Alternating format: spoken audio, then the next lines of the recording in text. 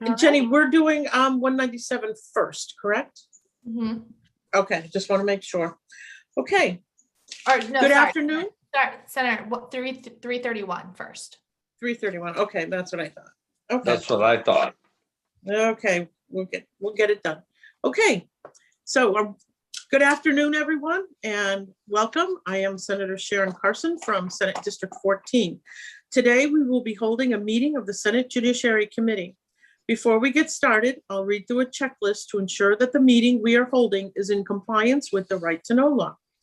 As chair of the Judiciary Committee, I find that due to the state of emergency declared by the governor as a result of the COVID-19 pandemic and in accordance with the governor's emergency order number 12, pursuant to Executive Order 2020-04 and its extensions, this public body is authorized to meet electronically.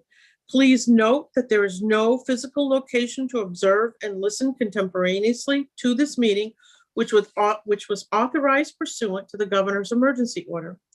In accordance with the emergency order, I am confirming that, number one, we are providing public access to the meeting by telephone with additional access possible by video and other electronic means.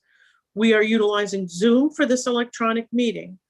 All members of the committee and selective legislative staff have the ability to communicate contemporaneously in this meeting through this platform, and the public has access to contemporaneously watch and or listen to the meeting on Zoom or YouTube and via phone by following the directions and links provided on the General Court website.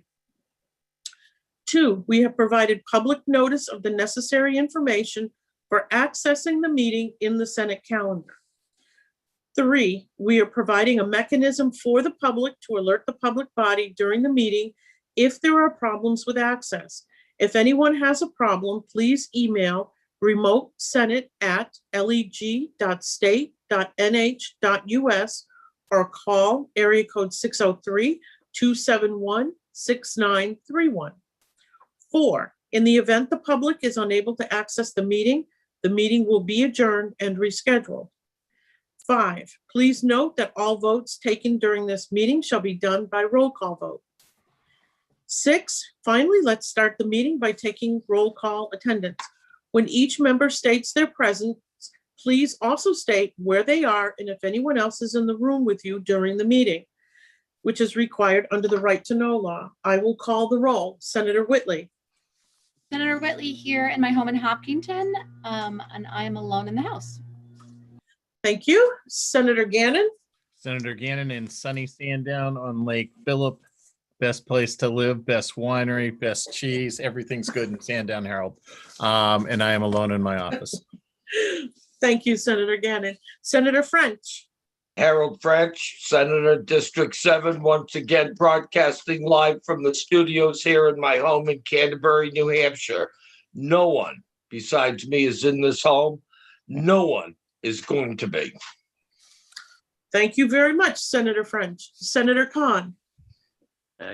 Good afternoon. I am in Keene, in my home. My wife is elsewhere in the house. Thank you very much. And I am Sharon Carson. I am at my home in Londonderry, and my daughter is in the next room. And I've got some puppies here and a kitty, so you might have a chance to see them if they decide to get a little rambunctious this afternoon. So, okay, thank you all very much. We are going to go ahead and open the first public hearing we have scheduled today, which is House Bill 331 FN, and call the prime sponsor, Representative Sylvia. Good afternoon, Madam Chair. Thank you for the welcome to the Senate. I've missed being there for 2 years now.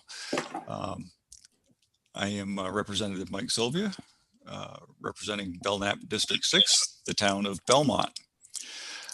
So HB 331 takes us into civil asset forfeiture. And I am proud to say that we have in this state taken the policy of asset forfeiture from a civil process to a criminal process within the state. And HB 331 adds to our state law by trying to plug some of the holes in circumvention of our criminal law. So the federal program, Equitable Sharing, is a program that takes and adopts seizures from the state and allows a civil prosecution at the federal level. This bill would take and set a $100,000 cash limit. So anything below $100,000 in cash that is seized in a possible drug-related offense, but it's not necessary. That seizure,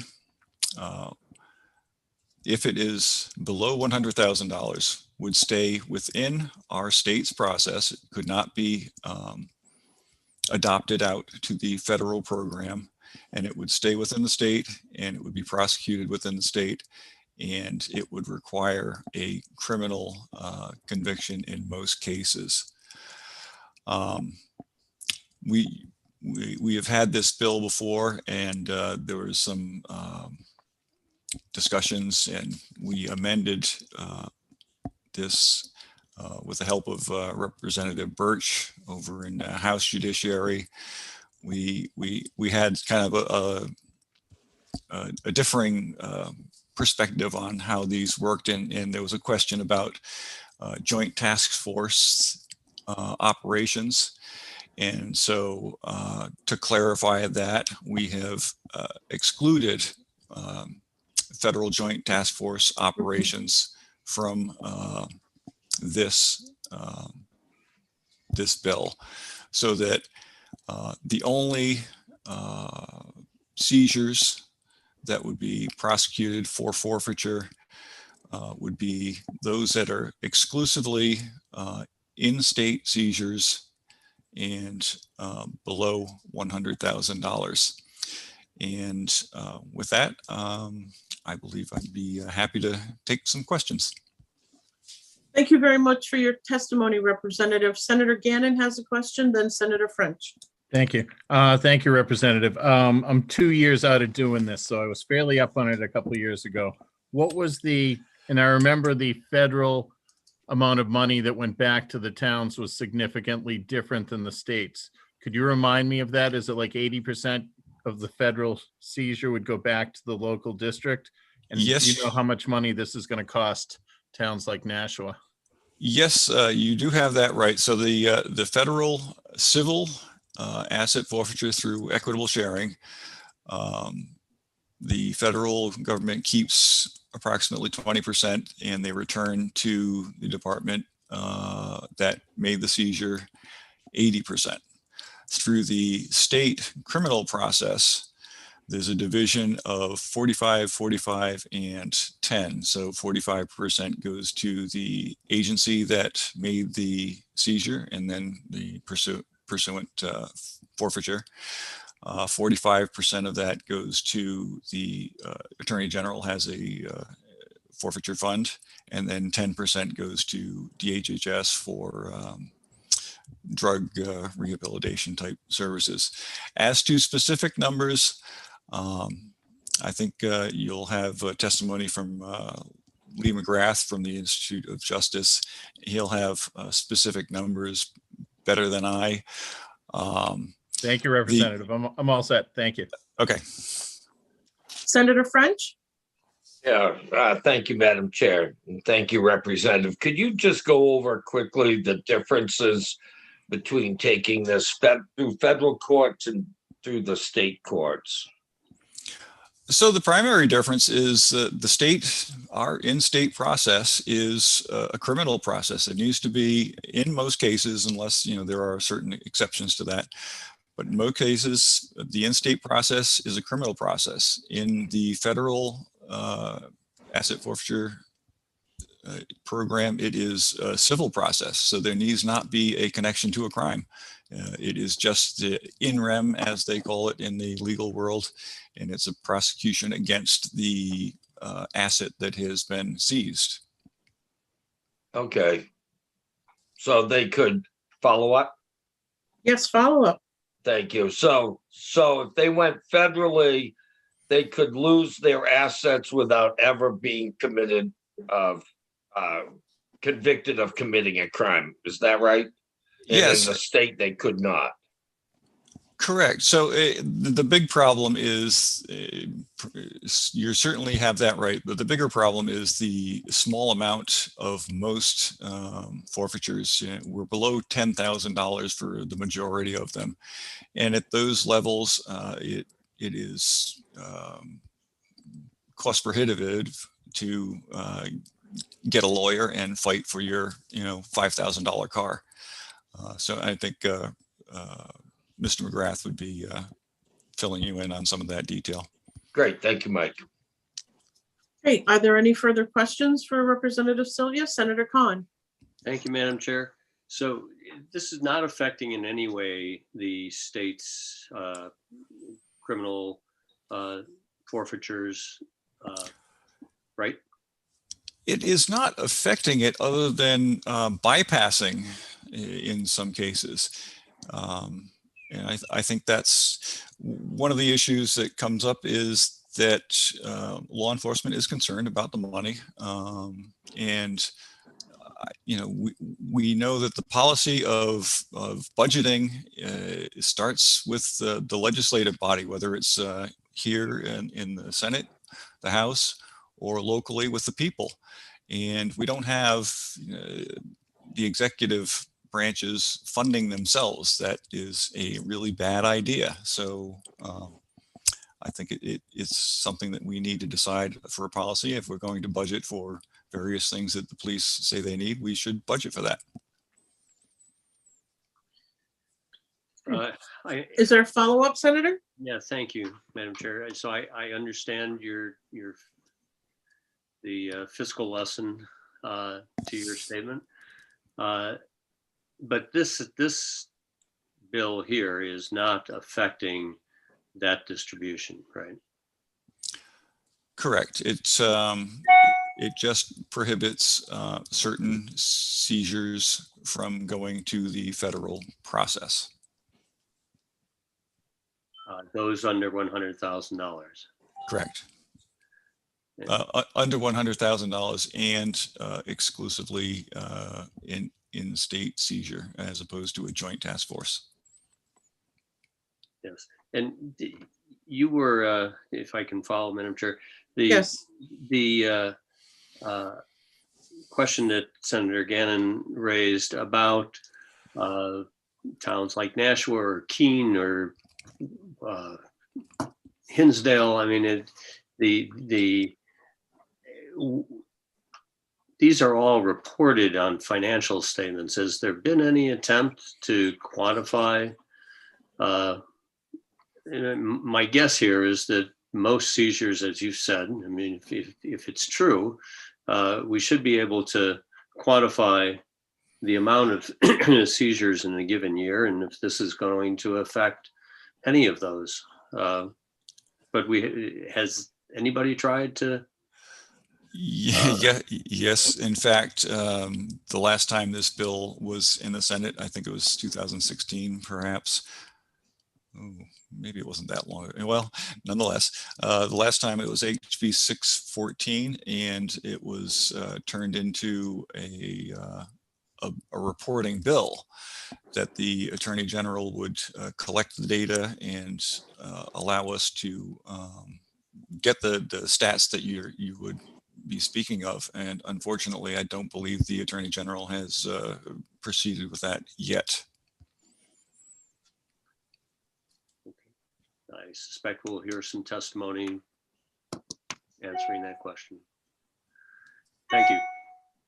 Are there any further questions for the representative? Okay, seeing none, thank you very much, Representative.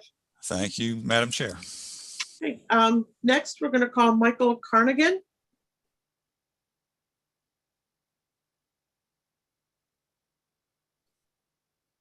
Hi, could you hear me okay? Yep, we sure can. Excellent. Thank you, Madam Chairman, members of the committee. My name is Michael Carignan. I'm the Chief of Police of the Nashville Police Department. Like the representative, I've been in front of you before on this topic. It's good to see some familiar faces. The concept, I will be very brief. I want to talk about 4 points very briefly. The concept of drug forfeiture is to take drug dealers and punish them by taking the proceeds they make off selling drugs to our community members and putting them back into the criminal justice system, whether it be through continued enforcement or education programs or programs to help different people that are impacted by drugs. If this bill is passed, we will so the National Police Department runs its drug unit strictly by asset forfeiture. Money we take off drug dealers, we put back in. It does not cost the citizens of Nashville 1 penny to do our drug enforcement. We are a border town, about 15 miles away from Lawrence, Massachusetts, which has one of the biggest drug sales populations in New England. If we lose the ability to take these cases from Nashville right back to the source in Lawrence, and you limit us to anything under $100,000, I won't be able to continue to fund a drug unit. And what that translates to you is I stopped giving money. Every year we give $25,000 to different nonprofits to continue drug programmings.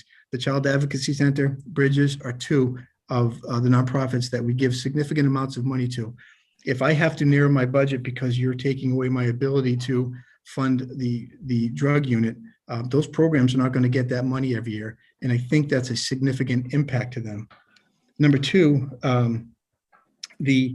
I want to make it clear, one of the senators, Senator Khan, had asked a question about does it impact the state funding? There is definitely a long-term funding issue.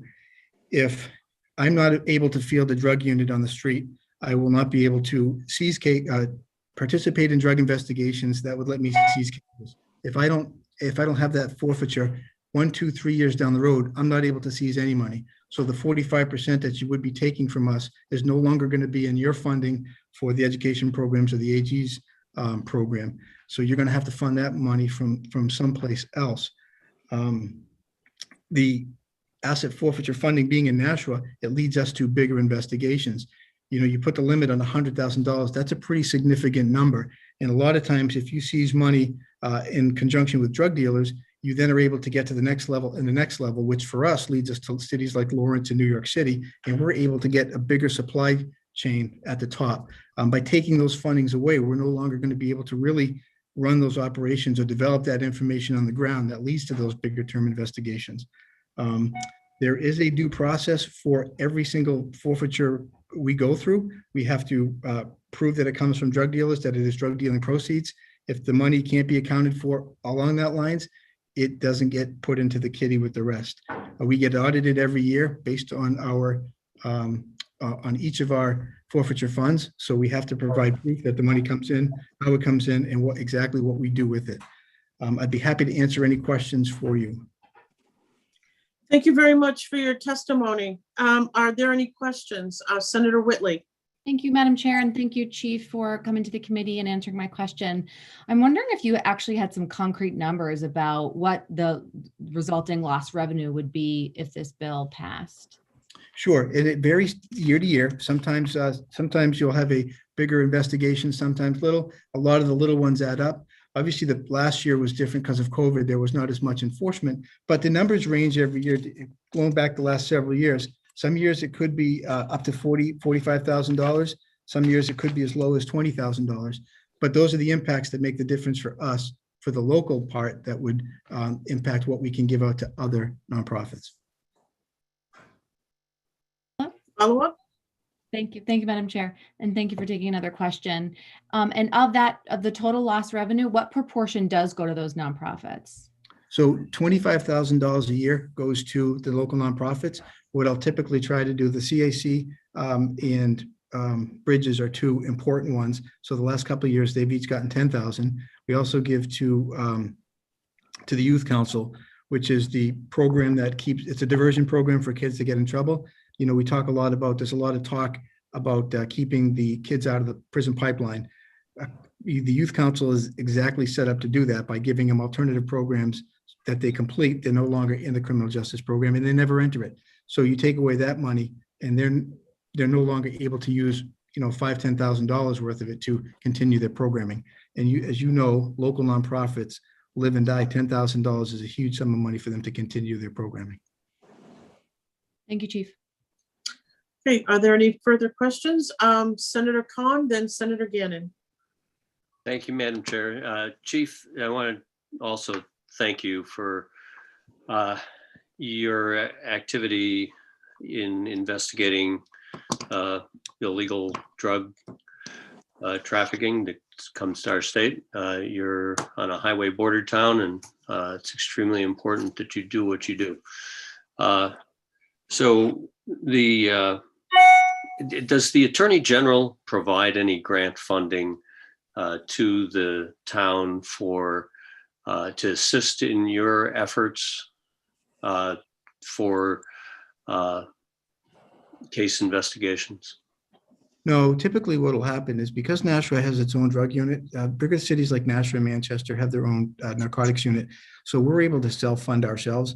The money that we do take statewide, the 45% goes to the AG's funds so that they're able to assist some of the smaller communities that are not able to do their own drug investigations. So for example, the AG's Drug Task Force may take that money to go into a small town, and I won't pick a name just because I don't want to be offensive, but they'll go into a small town and do a drug investigation and assist them where they normally wouldn't be able to do so. So we kind of run it, we maintain ourselves, and we are able to put money back into the state coffers still while doing so. And if I can continue. Follow up? Mm-hmm. You do that in conjunction with the state then, right? Correct. We're fortunate to have officers in a federal task force as well. So we will take each investigation and we'll say, okay, this one is appropriate statewide. So we'll take the seizure and the criminal cases to the state, and they will forfeit, they'll take their 45% and we'll get our 45%, 10% goes to the committee. So we work in conjunction with the Attorney General's office to do that. And a lot of our cases, they spill, they'll start somewhat local. And like I said, because we're right on the border, we will immediately go into a cross-border, being able to go down into Lawrence or New York City, and we'll be able to spin it up into a much larger investigation. Right. So if I can continue, one last question, Chief, Madam Chair. So because of the impact on your community, regardless of this funding, this is an activity that you'll continue to pursue. The fact that there's some seizure and isn't going to affect your commitment to continue to be actively engaged in these investigations. No, I'll disagree, sir, with all due respect. Our budget this year is already coming in at $735,000 under, that's a level funding, we lose $735,000. To add another $125,000 to cut my drug unit or to then fund it just exasperates that negativity. So it absolutely would impact my ability to continue to do street level drug investigations. And that's where a couple of things you need to remember about that. Our street level drug investigations takes us to a point where we will arrest the users. We will arrest those with substance use disorder. And it's not that we're putting them in prison, because 99% of the time we're not, especially if they're just a user. But it does allow us an opportunity to mandate that they get into a treatment program. We are very active in the drug court, Hillsborough County South Drug Court. We work with the judges, we work with the public defenders, we work with Greater National Mental Health in cooperation with that. So us being able to make street level buys in an undercover capacity allows us to get those people into the treatment programs to get the help that they need, while at the same time developing the intel of where the drugs are coming from, not only at the national level, not only at the New England level, but at a greater national level. Thank you. Okay, Senator Gannon had a question. Thank you. Thanks for taking my question, Chief. Just a quick question, just clarifying for me, reminding me. So federal court, civil asset forfeiture, preponderance of the evidence standard. If we go to state court, it's going to have to be tried to a criminal type of beyond reasonable doubt. Am I correct? Correct. So you're going to get chances are you're going to get a lot less, even if the 45%, it's going to be much harder to get any convictions. Correct. Thank you. Okay, are there any further questions for the chief? Okay, seeing none. Thank you very much, chief. Thank you, everyone. Have a great day. Thank you. Okay. Next, we're going to hear from Chief John Cunningham. And Senator Carson, I do want to let you know that we did just have a hand raise from Representative Judy Aaron as well. Looks like she just put Okay, I do not have Representative Judy signed up to speak. Okay. Why don't we listen to Lieutenant Cunningham, and then we'll go to Representative Judy, okay? Hi, ma'am. Can you hear me? Yes, we can. Hey, good afternoon. Senator Carson, members of the committee, it's a pleasure to have the opportunity to speak before you. I have submitted written testimony for your review, but my name is John Cunningham. I'm a lieutenant with the Manchester Police Department. I've served my community in law enforcement for over 20 years. I'm currently assigned to our Special Enforcement Division, and that encompasses our Drug Investigations Unit, our Drug Interdiction Unit, and our Violent Offender Unit. I'm providing testimony in opposition of the House Bill 331 on behalf of my agency. We are opposed to the House bill because if passed, it would have a negative and lasting impact on our ability to fund drug enforcement operations. If this bill should pass, you would dramatically decrease our ability to operate effectively. And by supporting this bill, you will have a direct role in defunding drug enforcement. The passage of this bill will not only affect the citizens of Manchester, it will have a much broader statewide impact. Manchester is a source city for statewide drug distribution, and we're a supply line for cross-border drug traffickers. And we are constantly targeting offenders, and we work closely with our state, local, and federal partners, but it comes at a high cost. The Manchester Police Department, we have 7 task force officers assigned to federal agencies that allow us to carry out our mission. Our task force officers expand our investigations across borders. They share intelligence, they enhance agency capabilities, and they target those distributing illegal drugs into New Hampshire. Our investigations result in legal seizures of assets from drug traffickers. These assets are redistributed back to New Hampshire law enforcement, and they fund law enforcement operations. This bill bars local agencies from entering into an adoptive forfeiture process with federal agencies. I just want to explain this a little bit. This is extremely concerning because it's very common for our agency to conduct investigations into offenders who initially might not be considered high-level drug traffickers. And these investigations often do not include federal partners at the onset or even during the initial investigation. We can't predict the seriousness, always predict the seriousness of the drug trafficker until the investigation is well underway or even at the final stages. It is common to request assistance from our federal partners during the later stages of the investigations, and at that point to adopt the case. Once we can rationalize what resources are needed to further our investigations or what courts are best suited to hold drug traffickers and violent offenders accountable. In order to properly fund our drug enforcement, we rely on the federal equitable sharing program. This bill right now has put a threshold at $100,000 cash. Please don't have any type of misconception that the seriousness of the offender is based on the amount of cash or that's seized during an investigation. It's a myth. All right. The majority of our seizures are under the threshold for that amount. And if the federal asset forfeiture program, they do have a due process to ensure that legitimate funds aren't seized. Just to go over some unintended consequences for passing this legislation. It's our belief that the Grant State has invested considerable money and resources combating an opioid epidemic. We still see a high surge of heroin and fentanyl, and are seeing a sharp rise of crystal methamphetamine throughout the state currently. Efforts are underway to address this growing trend, but they'll be ineffective if you defund our drug units. The crystal methamphetamine, if you don't know about it, you should do some research, and you're going to find it extremely alarming. What this will do to our state and local communities, the nature of the drug, and what it does to those that are addicted to it. If you decrease our funding, you should expect an increase in crime. Drug traffickers and drug users will take advantage of decreased enforcement efforts and will commit more crime and bring more crime into our communities. I would caution efforts to fund our enforcement actions. The drug trade, it's based on supply and demand. The more available the drugs, the more crime, the more communities will face, and the more resources are going to be drained. Should our federal asset forfeiture funding become unavailable, the burden of funding drug enforcement, it could shift away from our drug traffickers and to the lawful taxpayers. The equitable sharing program seizes and redistributes money directly from criminals back to New Hampshire law enforcement agencies. The majority of the money goes back to New Hampshire communities and allows us to carry out our enforcement missions. So in closing, the Manchester Police Department relies on our federal asset forfeiture funding to remain operational. We rely on these funds to be successful. We rely on these funds to operate, and we rely on these funds to stop the drugs from entering our communities.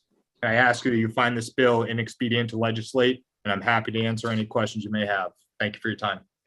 Thank you very much, Lieutenant Cunningham. Senator French has a question. Yes, Sure. thank you, Madam Chair, and thank you, Lieutenant. Nashua said they would lose 45,000 annually, I believe, if this was to pass. How much do you estimate Manchester would lose?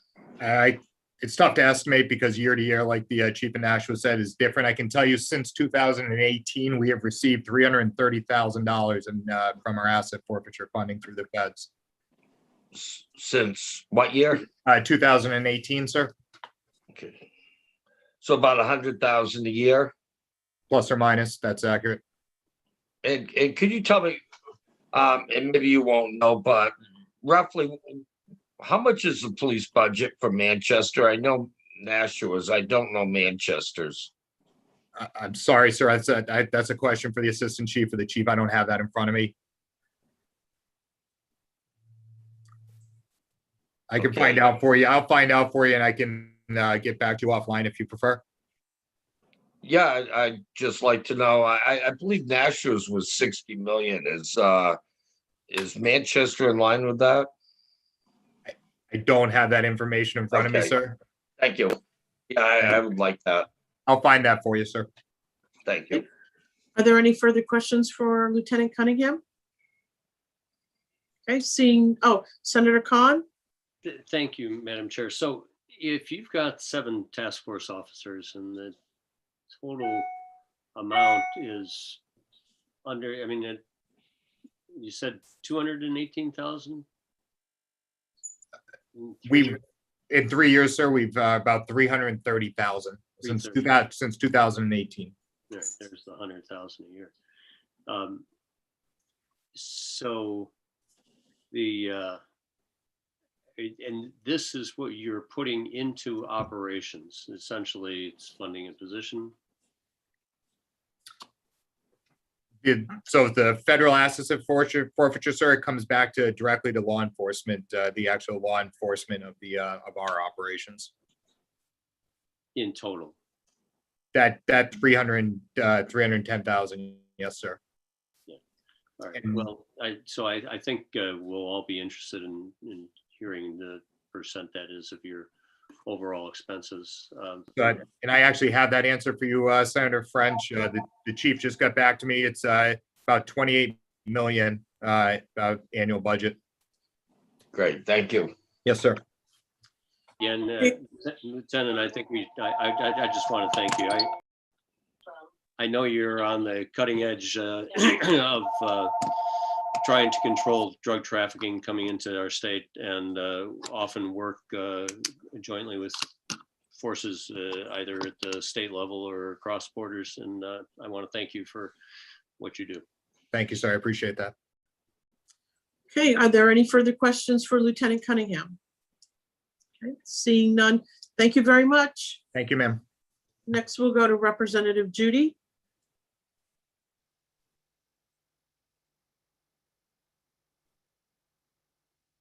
Hello, good afternoon. I hope you can hear me. This is Representative Judy Aaron. Can you hear me? Yes, we can. Okay, hi. Thank you, Senate Judiciary Committee, for hearing my testimony this afternoon. I am a co-sponsor of this bill. And I believe that we need to put some limits on what we can and cannot be seized by our law enforcement with regard to personal property, especially as it relates to the practice of transferring assets to federal agencies. And by setting the bar of forfeiture high and of a specific nature, will make it more worthwhile for law enforcement to concentrate on the real drug kingpins and high-value criminals rather than those of lesser importance. It might be useful to note that 95% of forfeitures are below $10,000. So that hits particularly hard those disadvantaged members of society who are not drug kingpins. And those kinds of asset forfeitures need to be taken care of by our own Attorney General, not tossed off to the federal government. Persons in the lower income brackets find it particularly more difficult and costly to recover their assets if they are wrongly accused or wrongly convicted, especially when the federal government is involved. And I do understand what the police chiefs have said in their testimony. I 100% completely thank them for the hard work that they do to fight crime and drug crime and get people to rehabilitation programs and run the programs that they run. But by the same token, we also have to take into consideration the poor guy whose $5,000 car gets seized by the feds and doesn't, is wrongly convicted or is not convicted, and then can never get his car back because it's just too expensive to go through the whole process of doing that. I think that's where the problems really are. I do get that we should be using money that's seized by drug criminals and use that towards, the rehabilitation services and programs that the police have been running. And I agree with that. But I'm more concerned with assets that are incorrectly seized and then take forever to get back. And maybe this bill is just a place to start the conversation to fix that. But I think some reform here is needed. And that's pretty much how I feel on this issue. And I thank you for listening to me today. Thank you very much, Representative. Are there any questions for Representative Aaron? Okay, seeing none, thank you. Next, we're going to go to Lieutenant Josh Albert from the Nashville Police Department.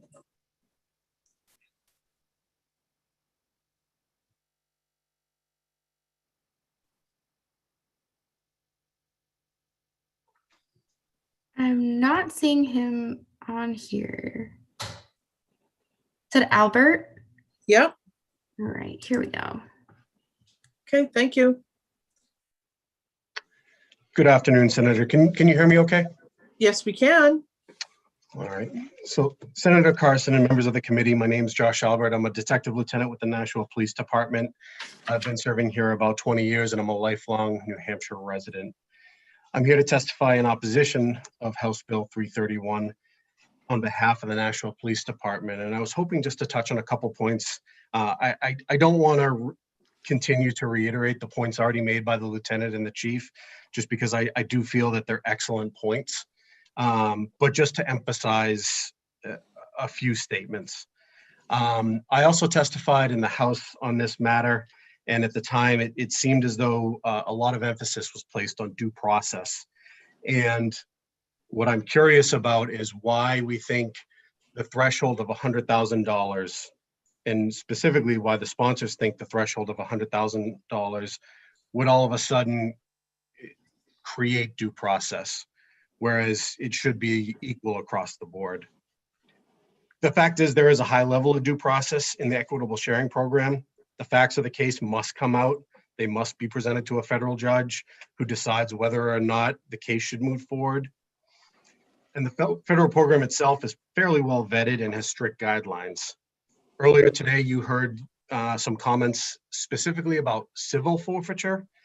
And what I haven't heard in the testimony yet, and what I just want to make sure we add in is, while I understand criminal forfeiture is beyond a reasonable doubt, there are some aspects of the federal civil forfeiture proceedings that are important. And specifically, avenues of arrest and prosecution are not always available. Civil, in particular cases, the civil forfeiture aspect is a necessary mechanism due in large part to the ever increasing sophistication of criminals themselves. They will hide assets in the unwitting third parties. They will hide property in shell corporations. And what the civil asset forfeiture does is it does meet certain standards of probable cause as well as a preponderance of the evidence, but it might not quite lead to that level of criminal forfeiture. And it still allows, from an enforcement perspective, us to seize assets that we know and deem to be that of illegal drug proceeds, be it property or cash. Secondly, and again, the chief already spoke to this, but this would restrict our ability to fund a drug unit. We currently have 5 federal task force officers that we partner with. I think that the lieutenant very properly explained the definition of how we work together. And he also hit on a couple points specifically to, we never know quite when something will go to the federal level. Something starts small. By the end of the case, we realize the potential of that case and want to explore as a federal option. Sometimes we may begin on the federal side, present it to a federal prosecutor who doesn't quite see the merits, and we've already lost our state mechanism in that sense. So basically, the point I want to make is that adaptation of what is going on in the case needs to continue. We need to have options in order to explore how and why and where we would support drug investigations. Less funding coming in means less funding for the charitable programs that you are already told, but it also means less training for the officers on the street.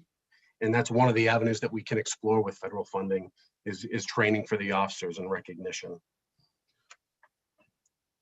In closing, I just want to say that if HB 331 were to pass, it could lead to the direct demise of narcotics units across the state and also our ability to keep drug traffickers out of the state of New Hampshire. I would hope that you'd find this bill inexpedient to legislate, and I'd be happy to take any questions. And thank you for your time. Thank you very much for your testimony this afternoon, Lieutenant Albert. Are there any further questions for Lieutenant Albert? Senator Gannon. Thanks. Just walk me through, Lieutenant Albert. So you'd go to a federal prosecutor and he has to think there's a case. So he's already sworn before the bar that he's upholding justice and he's not going to just make something up or he'd lose his license, correct? Correct. But every prosecutor has discretion in every case. Okay. And we may meet the limits of what a federal prosecutor is looking for in terms of weight or particular or drug nexus to New Hampshire. However, there are times when that case, they just might not want to prosecute. And there's even sometimes at the state level where, depending on what the prosecutor does, if they, for example, let the defendant plead to a lesser charge, well, the admission is guilty. However, due to the lesser charge, then that seized property is no longer able to be forfeited. Follow up? Follow up? So you've gotten through, let's say you've gotten through the federal prosecutor. Does he then take it to a federal magistrate and they have to find probable cause? Is that the next step? Correct. If we take something to the federal level, probable cause has to be shown just in order to seize the property. Probable cause, and then and beyond probable cause to a preponderance of the evidence under civil forfeiture, that requirement also needs to be met. Last follow-up, ma'am? Yes. So you go through the federal prosecutor. You got him to think there's a theory. Now you have to get to a federal magistrate. He has to find probable cause. And now you have to, then you'll have a hearing. And that hearing, it also has to be found that beyond a reasonable doubt, these were drugs seized in drug forfeiture. So you have to go through 3 hoops really to get just to do this. So just one clarification, but Sure. in the civil process, under the Yep. federal guidelines, Yep. the burden of proof goes beyond probable cause and is raised to preponderance of the evidence. And at every stage of this, both parties are allowed to represent their facts into why they see fit, why a property was either not taken correctly, or from the prosecution side, why it was taken correctly. Thank you very much. Are there any further questions for Lieutenant Albert? Okay, seeing none. Thank you very much for your testimony. Next, we're going to go to Major Christopher Bashaw.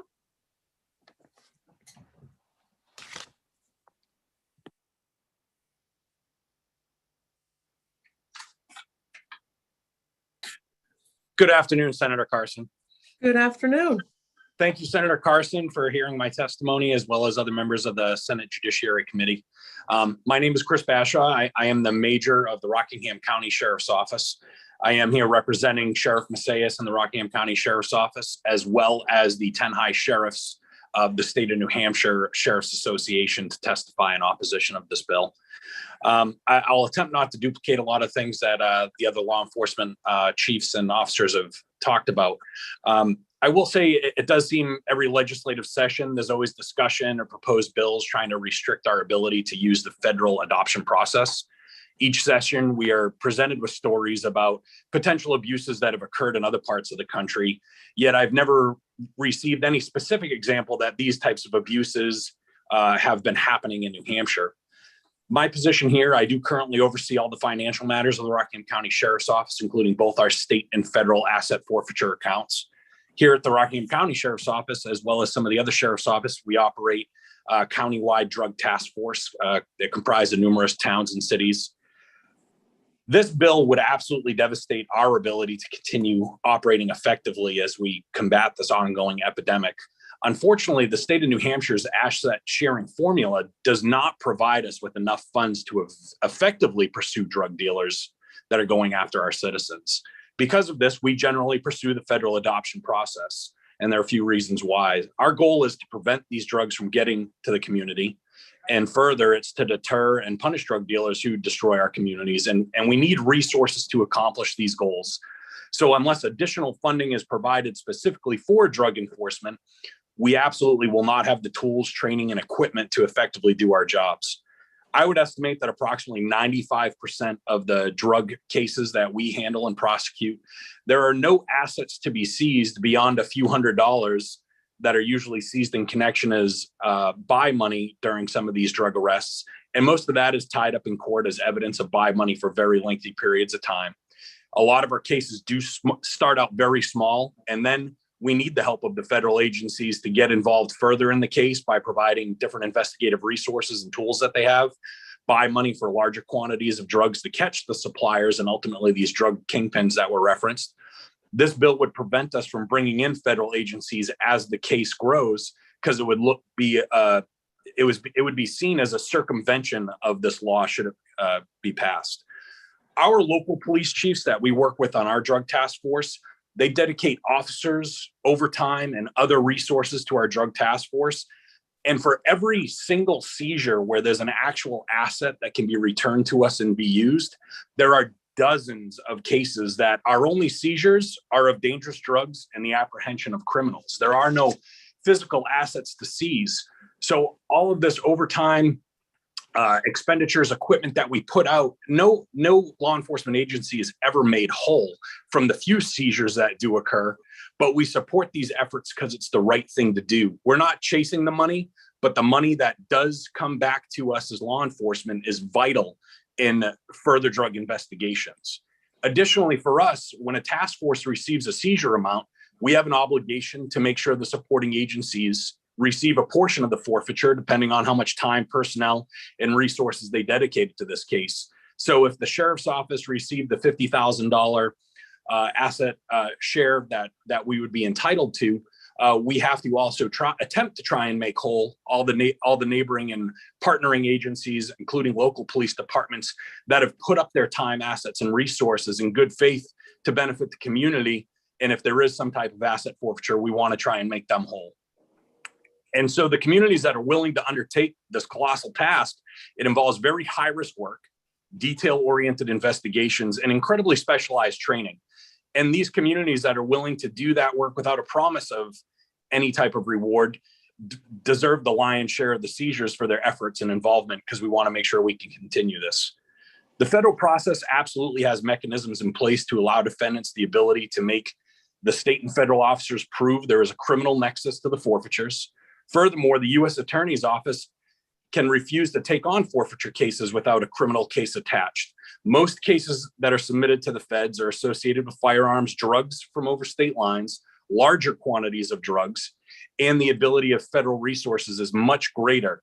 Not to mention, if the case does evolve, we continue to be part of the additional forfeitures, unlike the state process.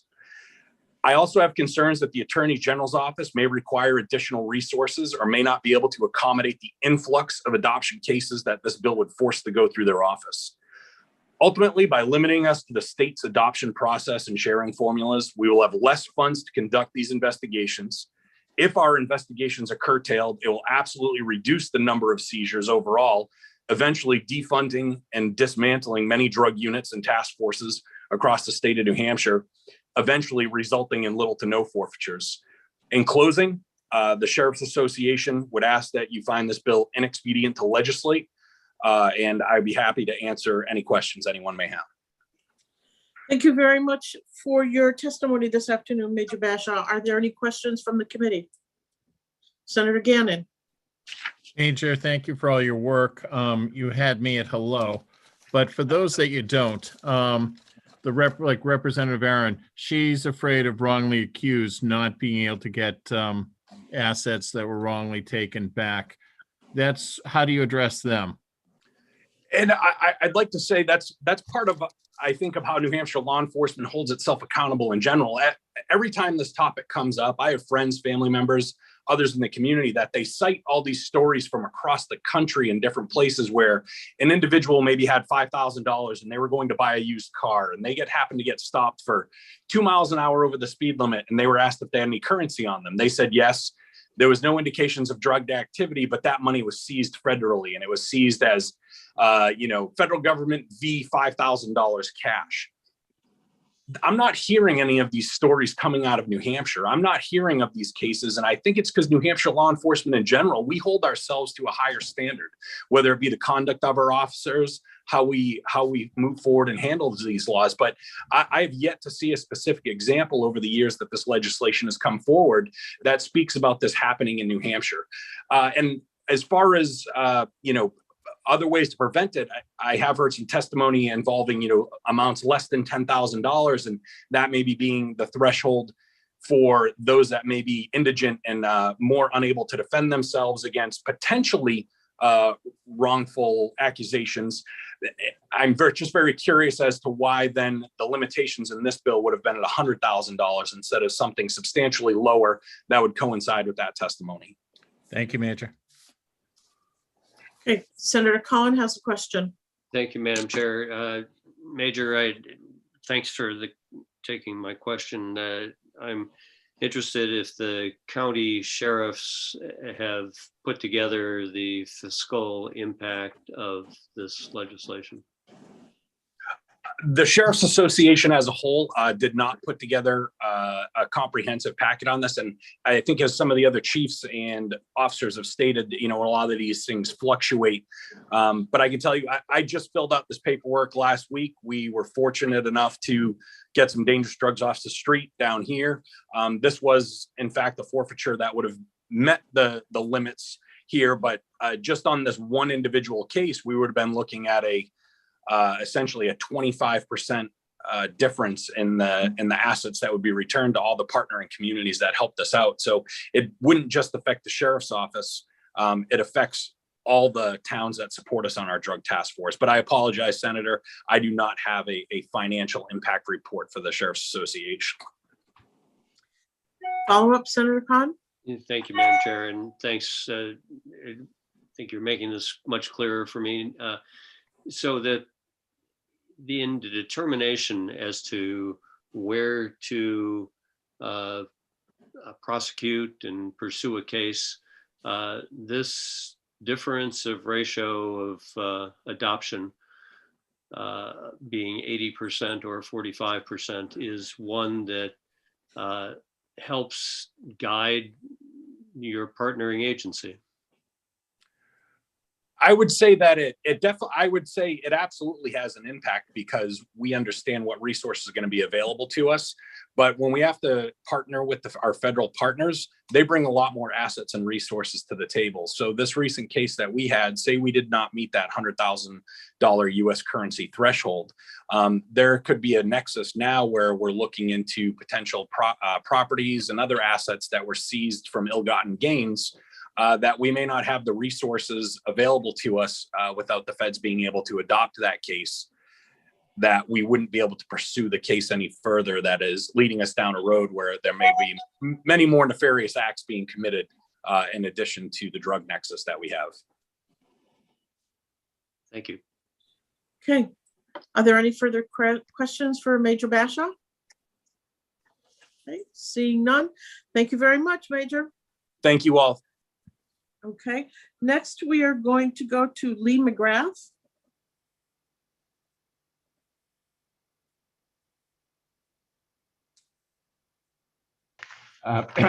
Chair Carson, members of the committee, thank you for the opportunity to testify today in support of this important piece of legislation, House Bill 331. My name is Lee McGrath. I'm the Senior Legislative Counsel for the Institute for Justice. It is a pleasure to be back in front of this committee. My colleagues and I support this bill because it is modest. Secondly, because it builds upon the work that this committee and the House did in 2016. And thirdly, the current practice of adoptions is inconsistent with Attorney General Sessions' guideline and represents the abuse that I'd like to speak about. Let me give you some numbers about the modesty that we're talking about.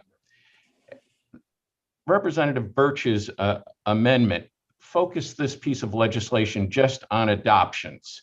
It excluded joint task forces. So every time earlier testifiers spoke about officers committed to joint task forces, that will continue and be unchanged by this bill. What this bill does is focus on 12 seizures per year that constitute $72,000 that are seized by New Hampshire law enforcement agencies and then turned over to the feds.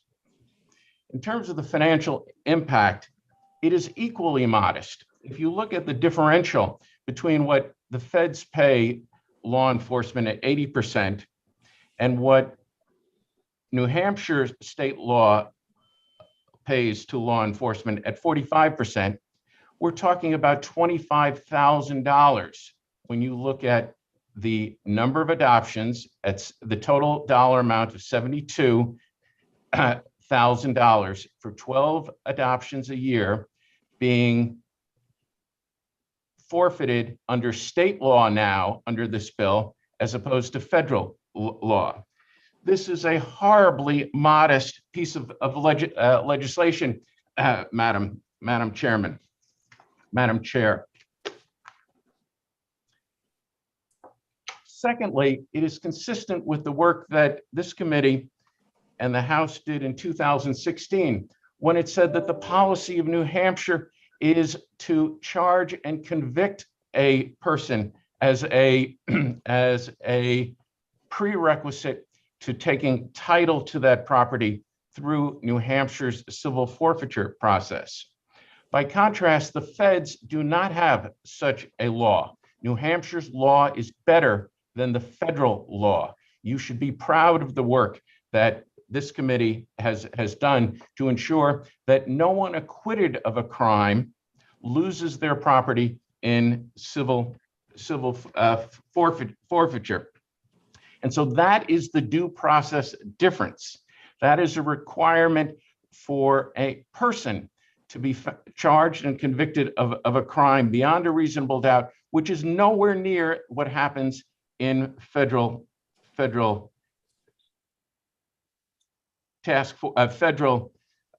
forfeiture litigation. And then finally, Madam Chair, members of the committee, there's been questions about whether this process is being abused. And I can report that it is. That in July of 2017, Attorney General Jeff Sessions put out instructions that the U.S. Attorney should not adopt cases that are less than $5,000 to $10,000. We know that the median adoption, those 12 adoptions, is $6,000, and so there are a good number below that.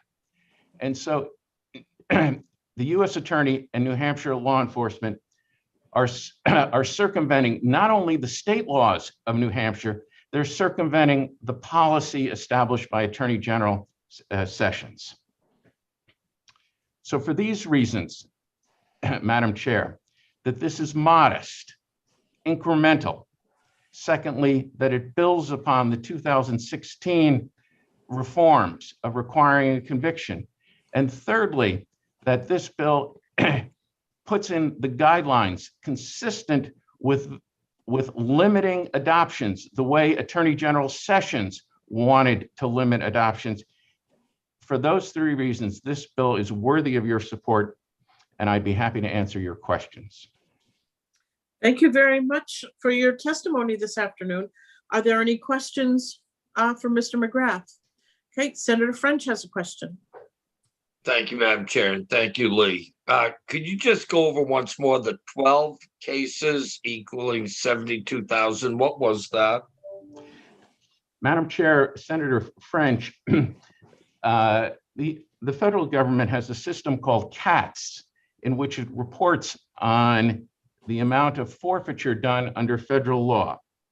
And so my colleagues and I were able to look at the dollar amounts and the number of forfeitures done under adoptions versus the dollar amounts and the number of forfeitures done by joint task forces. And I will give you the details, Senator French, but let me give you the headline. The headline is joint task forces are 9 times as big as task forces. So over the last five years, joint task forces took in $3.4 million in 171 forfeitures. By contrast, the smaller project, adoptions, over 5 years was 370,000. 1/10 of that in 61 forfeitures.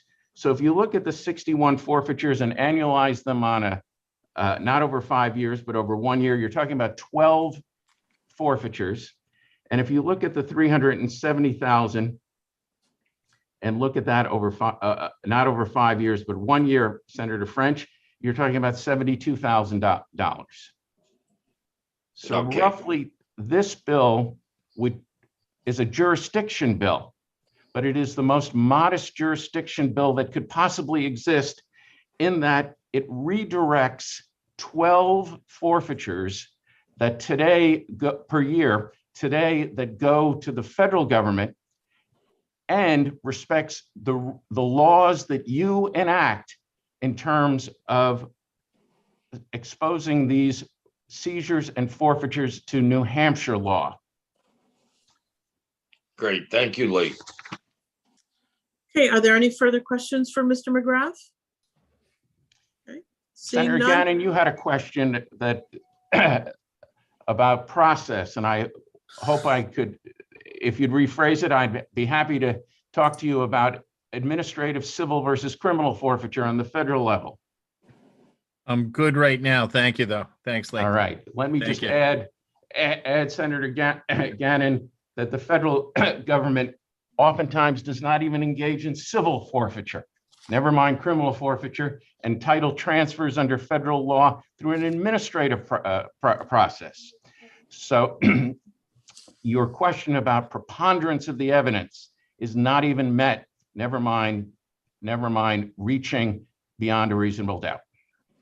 Thank you very much for your testimony, Mr. McGrath. Next, why don't we go to Ross Connolly?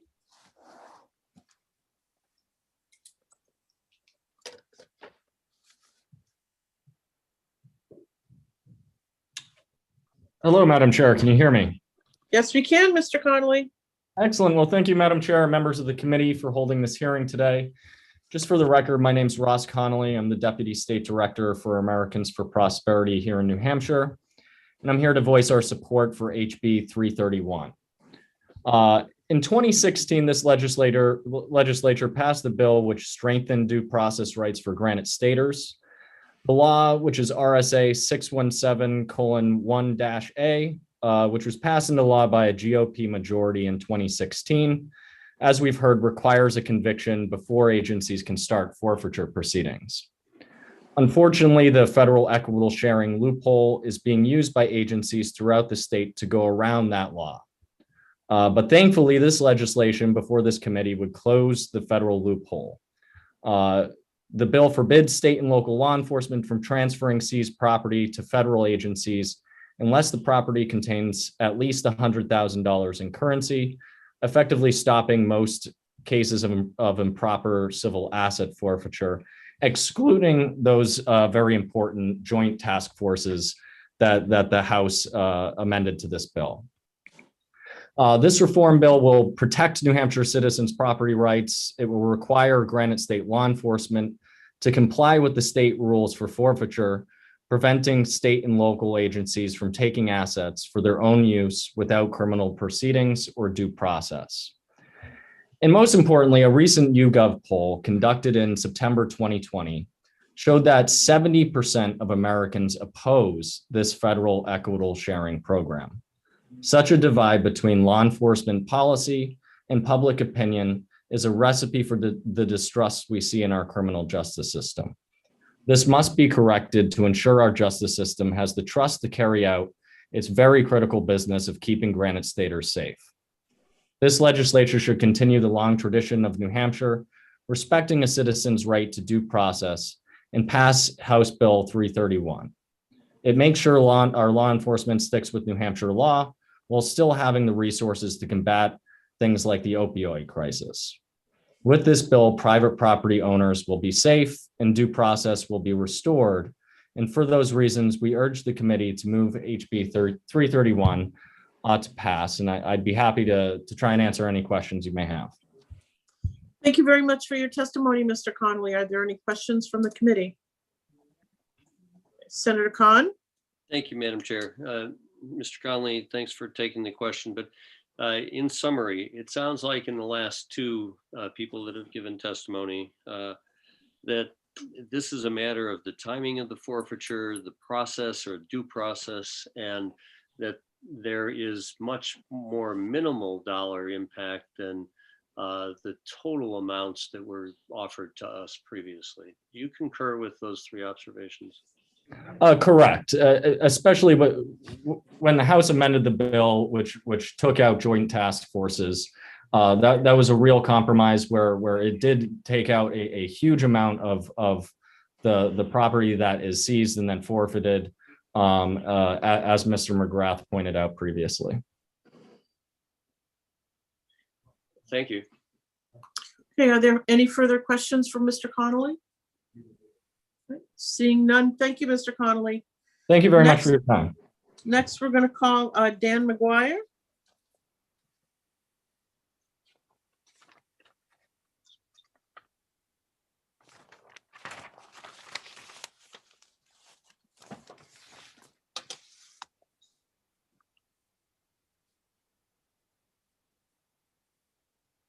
All right, now I'm unmuted.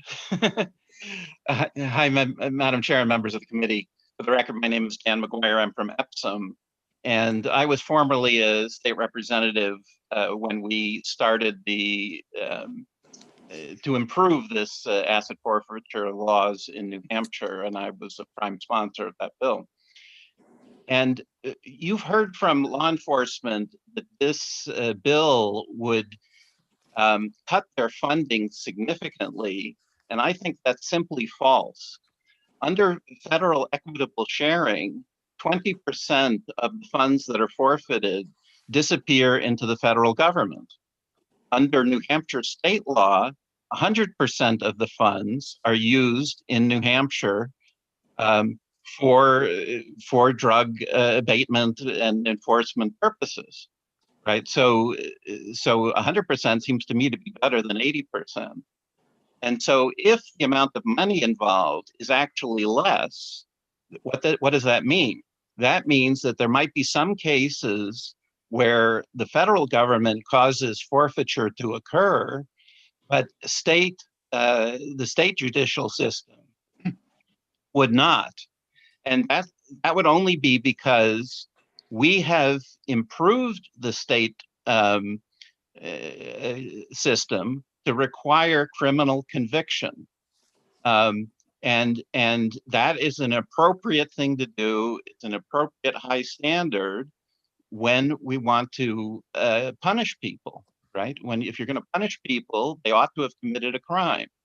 And our state law requires that. It requires that they have committed a crime prior to the punishment occurring. Federal law does not. I mean, in federal law, if somebody robs a bank and the getaway car is seized, it's as though the getaway car robbed the bank, and it can be forfeited even if no one is ever convicted of the bank robbery. I mean, that just simply doesn't make sense, and it's why we made improvements to our own laws. So the idea that somehow this is going to devastate law enforcement just simply, or make a big financial difference, simply doesn't make sense.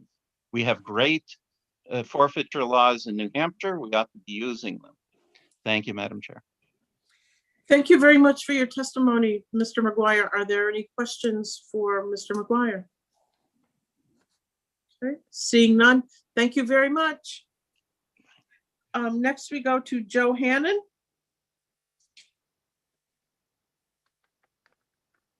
Hello, Madam Chair and members of the committee. My name is Joe Hannon. I apologize if you can't hear me very well. I'm in my car trying to pick up my daughter from school, and I'm not at Senator French's house because he is alone. So,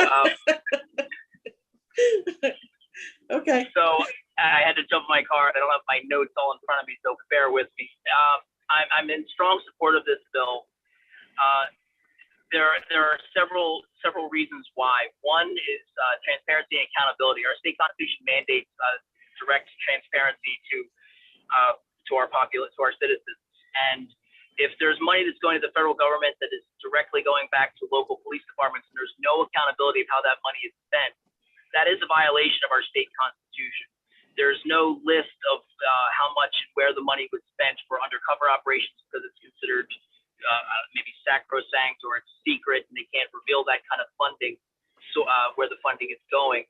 I think one other big problem is the purpose of our justice system is to rehabilitate and not to be restorative and not to exterminate mankind. We keep hearing people talk about having to arrest someone so they get into treatment, and although drug courts are a very valuable resource, there is a lot of evidence that shows that people who are arrested and released after a short period of incarceration are 29 times or more likely to die of an overdose from an opioid-related event than others. So people are dying more, even if they're only incarcerated for a very short period of time, because of some of these arrests. And I think that directly also goes against our state constitution to exterminate mankind. Mr. Hannon, we're having difficulty in hearing you. Be restorative. Yes. Can you hear me now? Yes, we can. You kind of were fading in and out. It's okay. I'm sorry. So the true nature of justice should be to restore and not exterminate mankind. And if we're trying to make people the true victims of some drug traffickers, trying to get people into treatment, recovery, and other services, I think is more important than trying to arrest more people and causing more overdose opioid deaths related to short-term incarceration. So there was another House bill, HB 420, that was very similar to this, that would take money away from the Attorney General's ability to disperse those funds and give it to the Department of Health and Human Services. But it didn't departments for their services, it would be able to take that money out and then create a special fund in the Treasury that was administered by Health and Human Services to actually help people with this money. And it still has, it's actually probably going to provide more funding to the police department to reimburse them for direct services. Also, this bill does not affect money that's in relation to a joint operation with the federal government. If the feds are involved, that money goes to them anyway. And if the money does come back to the state, it should go to the state general funds and be distributed by your august body, the Senate and the House. I think they should be responsible, as we do trust you more than we do the federal government, to decide where our money is best spent. So I think if they need funding, they're still going to be able to get the money, but it'll be able to come from you and directly go to where it needs to go. I'd be happy to answer any questions, and I do strongly support this, but I think it would be good to also amend it and add as an amendment House Bill HB 420 to also to streamline the accountability and the process of ensuring this money goes to where it's best served to the victims of this. Okay, thank you very much, Mr. Hannan. Are there any questions for Mr. Hannan? Okay, seeing none. And the last person that I have listed who wanted to speak is Chief Bronski.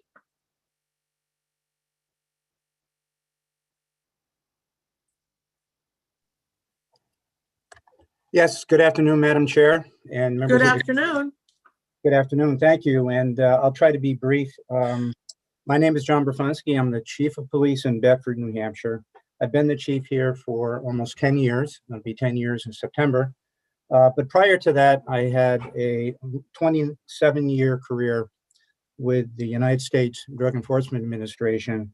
The last posting I had was the agent in charge for Pennsylvania and Delaware. So I'm quite familiar with the genesis and the progress of asset forfeiture law, particularly with adoptive seizures that we're talking about here. So let me clear up some significant misconceptions that may have been introduced today. So I'm going to quote from Chapter 5 of the United States Attorney's Manual with respect to forfeitures. And the quote is, when property is seized as part of an ongoing federal criminal investigation and the criminal defendants are being prosecuted in federal court, as a general rule, the federal seizing agency should commence an administrative forfeiture proceeding, or forfeiture should be pursued civilly or criminally in federal court, regardless of whether the property was seized by a federal, state, or local law enforcement agency. Conversely, when a state or local agency has seized property as part of an ongoing state criminal investigation, that's what we're talking about here, and the criminal defendants are being prosecuted in state court, any forfeiture action should generally be pursued in state court, assuming that state law authorizes the forfeiture. In this District of New Hampshire that we fall under for federal prosecution, it is the policy, I'm not speaking for the United States Attorney's Office, but in my experience here as chief and in the Chiefs Association, which opposes this bill very strongly, that the U.S. Attorney's Office for the District of New Hampshire requires a state prosecution. So the notion that property is being seized from people that are not being criminally prosecuted is patently false.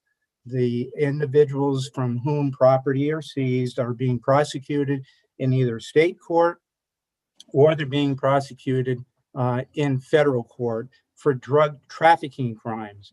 These are not drug users, Madam Chair and members of the committee. These are drug traffickers.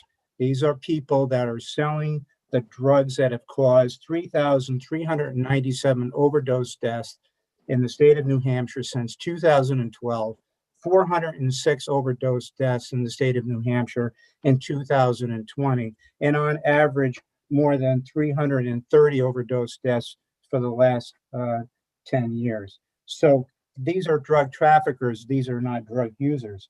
Secondly, in addition to requiring a criminal prosecution in either state or federal court, let us also remember that in the federal system, there is a process called remission, a petition for remission or mitigation.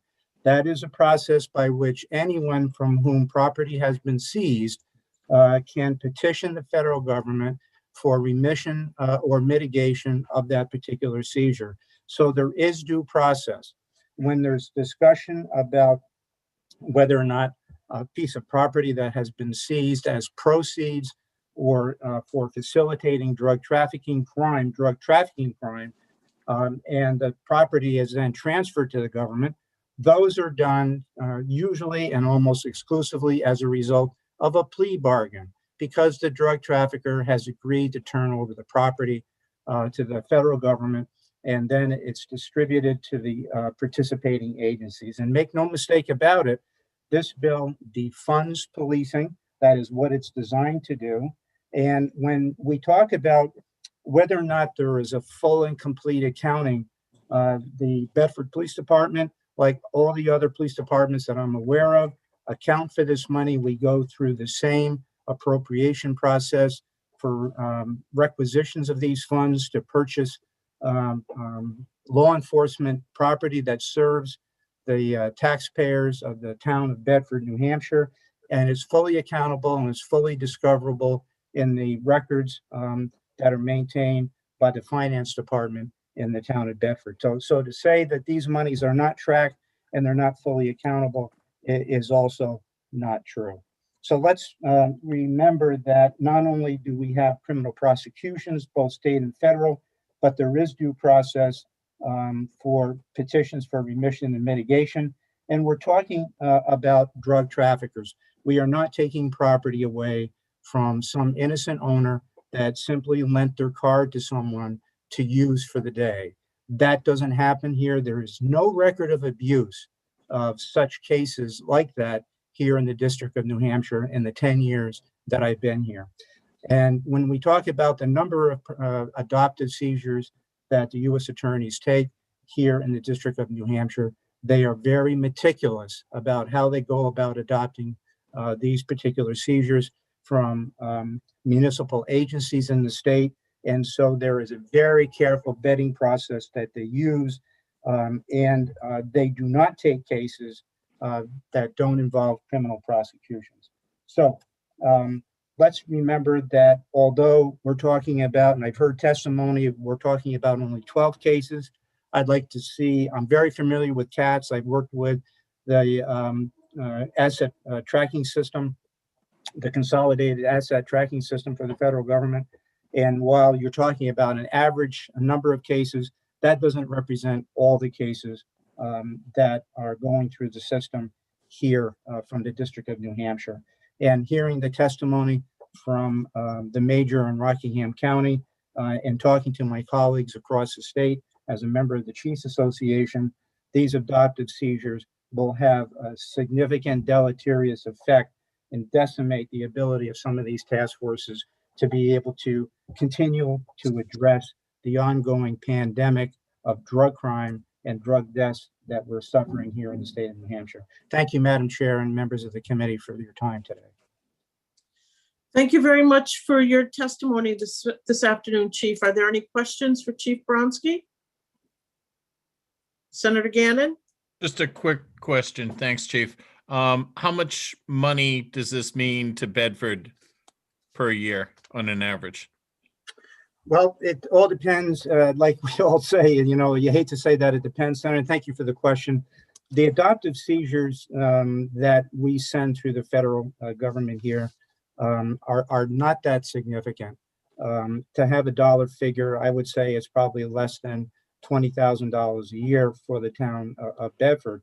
And that's because, frankly, although we sit astride Manchester, who struggles every day with significant drug crime, we in Bedford enjoy a town that's perhaps not as plagued as significantly as some of our sister cities.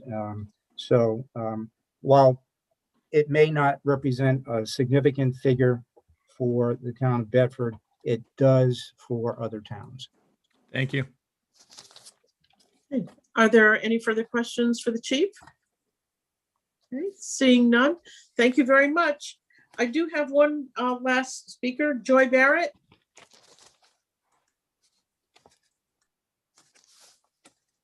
Yes, hello, good afternoon. Can you all hear me? Yes, we can. Great. Thank you, Madam Chair and committee members, for the opportunity to share my testimony on HB 331 in opposition of this bill.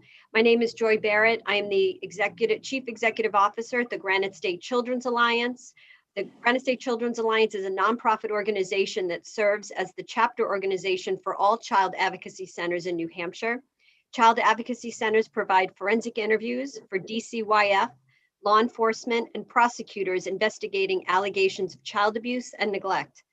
Along with forensic interview services, child advocacy centers provide supports for children and their caregivers to help them navigate systems and receive the services they need to heal from their trauma. Many children seen at CACs in New Hampshire have experienced abuse and/or neglect directly related to caregivers' substance misuse. Because they recognize the services CACs provide to children affected by substance misuse, the City of Nashua, through the Nashua Police Department, provides the CAC in Nashua with funding through the DAG program. This DAG funding supports the Family Support Specialist position at the CAC. Family support specialists work with children and their caregivers to ensure they get medical, mental health, and other services they need to heal from their trauma. Adoptive forfeiture allows local law enforcement agencies to work with their federal partners on asset seizures and forfeiture related to illegal drug trade, regardless of when the federal agency is brought into the investigation. Forfeiture partnerships with federal agencies allows local law enforcement to receive a larger share of forfeiture monies back into their own communities. Eliminating adoptive forfeiture will place a large portion of drug forfeiture monies into the state's general fund and reduce the amount going directly back into the community from which it was seized. Each community in New Hampshire is unique and has unique needs related to illegal drug activity and substance misuse. Allocating a larger share of these funds back to the communities ensures that they will be used locally to address issues related to the illegal drug trade and substance misuse as needed in that community. Reducing the amount of DAG funds that are returned to local communities will reduce or eliminate municipalities' ability to allocate drug forfeiture money to local programs that serve the needs of the community. For an example, programs like our Child Advocacy Center in Nashua. It is for this reason that we are speaking in opposition of HB 331. I thank you very much for hearing my testimony, and I certainly welcome any questions you might have. Thank you very much for your testimony, Ms. Barrett. Senator Whitley has a question for you. Thank you, Senator Whitley. Hi there. Thank you, Madam Chair, and thank you, Joy, for all your work on behalf of New Hampshire children. Thanks for coming to our committee today, and it's nice to hear you. Thank you. I'm wondering if you could share, is Nashua the only CAC that receives funding from this way? Well, the Granite State Children's Alliance operates 4 centers. We operate Nashua, Manchester, Keene, and Laconia.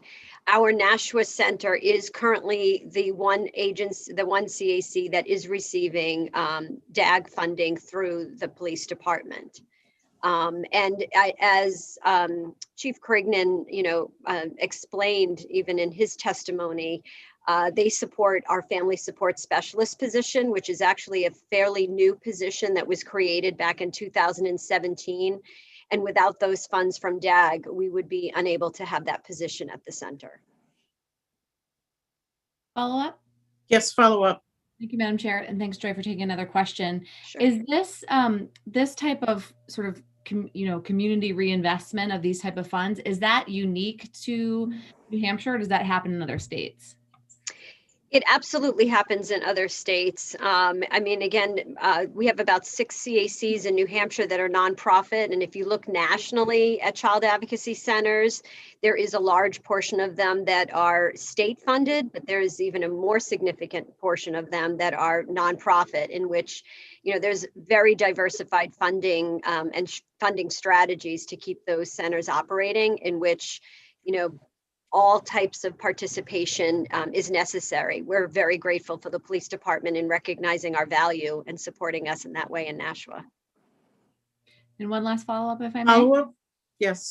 This is sort of an would you believe or isn't it true? But isn't it true that, services for children in general, support services for families, this is something that's chronically underfunded in New Hampshire, annually. So is it true that, any sort of funding for these types of services are desperately needed? All on there. There is obviously needed funding, for services, all services in Nashua and in around New Hampshire, especially for services like child advocacy centers that work with victims of crime. I mean, we are essentially, in some respects, an unfunded mandate because of the work that we do for DCYF and law enforcement. So yes, there's certainly much more that we could do if greater funding was available. Thanks, Joy. Thank you. Are there any further questions for Ms. Barrett? Okay, seeing none. Are there people in the waiting room, Kristen? Is it Kirsten? Yes, we do have a hand raised from Representative Max Abramson. Okay, let's put him through. Good afternoon, Representative. We've had a lot of testimony on this bill. Is there anything new that you'd like to offer for us today? Yeah, I tried to sign up in favor of both of these bills and it didn't take. So I'll just be really quick. I support the bill. I was going to be a co-sponsor on this particular bill. Article 5 of the Fifth Amendment of the Constitution and Article 15 of the state constitution both say that property should not be taken without due process of law, meaning that the person having their property seized has the right to present that in front of a jury. I do believe that in some instances, asset forfeiture needs to be a punishment for certain criminals, organized crime, drug traffickers, weapons traffickers, human traffickers, and so forth. However, it has to be placed in front of a jury. The Constitution doesn't say that it has to be a jury of 12, but we've just done that by convention for a long time. And the YouGov poll that was mentioned earlier, only 26%, I don't have it in front of me, only 26% of Americans said that there should be civil forfeiture without a trial, without a criminal conviction. 67% of voters and 60% of Republican voters said that they would prefer a congressional candidate who was opposed to federal asset forfeiture. So there's broad public support. And the second point was that, yes, we're very fortunate to have some of the best police in the country, in my opinion. And when we say that there's less police corruption, what we mean is that there are fewer, and I think far fewer, corrupt police. I do represent Seabrook. You did see the news story where they slammed the guy's head into the wall, but there have been quite a few other instances in my town, and there are a couple of other problem towns, far fewer than other states, where you've had officers stealing money or drugs from the evidence locker or the gun range fund or the toy bank fund or what have you. So there's the potential for abuse, and whenever there's the potential for abuse, it certainly is a problem in other parts of the country, but when there's a potential for abuse, we place questions like this before a jury and allow the jury to consider all of the facts and provide due process for the person who's going to have their home or property or cash seized. So that's the reason that I supported this bill. Thank you very much for your testimony. Are there any questions for the representative? Okay, seeing none, thank you. I take it, Kirsten, that's it? That is it. Okay, I'm going to go ahead. Before I close the public hearing, I've been asked by some members of the public to just kind of give you an idea about the number of people who have signed up. On House Bill 331, there were a total of 10 people who had signed up in support of the bill and 214 that were opposed. So that being said, I am going to close the public hearing on House Bill 231. And Senator, I'm sorry to interrupt. Senator Khan has his hand raised. I'm not sure if he wants Senator Khan, yes. I had myself on mute. Thank you. Just before you close, I wanted to ask if we might seek somebody from the Attorney General's office that could address the question. And just there are a few places here where relative to forfeiture and the use of these dollars at the state level that I'm feeling that had they been here, we might have gotten a more well-rounded picture of this. Thank you, Madam Chair. Okay, thank you, Senator. We have some time before we can exec this bill. I will certainly reach out to the AG's office and see if they can send us a letter that can be included in the bill file, asking, telling us about this program. Okay? Yes, I might send you a question or two. Thanks.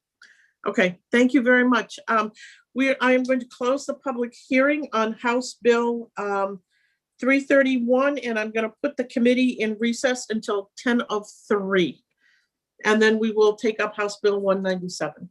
Okay, I'll see you all at 10 minutes of 3.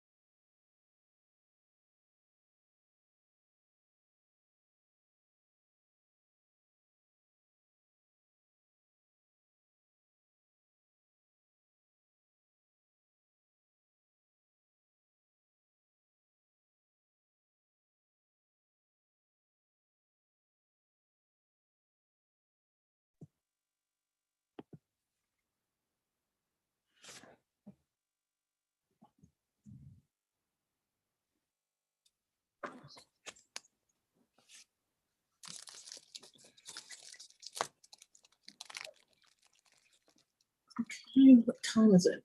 Let's see. Okay, seeing that it is 2:50, I'm going to take the committee out of recess, and we are going to open the public hearing on House Bill 197 and recognize the prime sponsor, Representative Yakubovich. Hello, Madam Chair. Can you hear me? Yes, we can.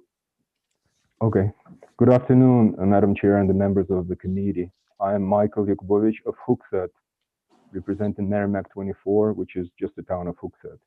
My House Bill 197 deals with defensive force and justification. It's a very simple bill, just a few words.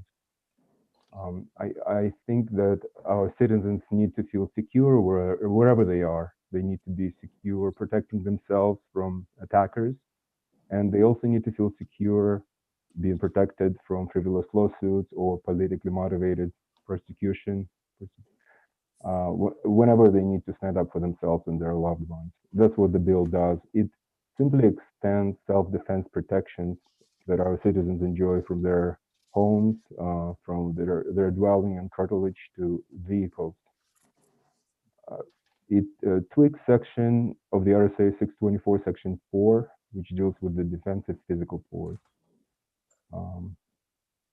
As a data point, interestingly, about a week ago, University of New Hampshire conducted a survey where they asked the public about House Bill 197, and they've discovered that it's enjoying broad, overwhelming support across all political lines of granted status, because 66% of people polled support the bill versus 22% who oppose it. For reference, our dear Governor Sununu got 64% versus 30% in opposition as his approval rating. So this bill enjoys 3-to-1 ratio of supporters. And even among Democrats, the approval almost evenly split, 36% versus 40%. And 68% of independents and 92% of Republicans support this bill when they were asked about it by UNH. So to me, self-preservation, especially in the face of an attack, is the fundamental human right of any human. Actually, it's a fundamental right of any living creature. So I'm here to ensure that the state and the law stands with us in protecting our lives and liberties whenever we are in defending our loved ones and our little ones. So please help me pass House Bill 197 and vote OTP. Thank you. Thank you very much for your testimony, Representative. Are there any questions from the committee? Okay. Seeing none, thank you. Next, we're going to hear from Representative Altschuler.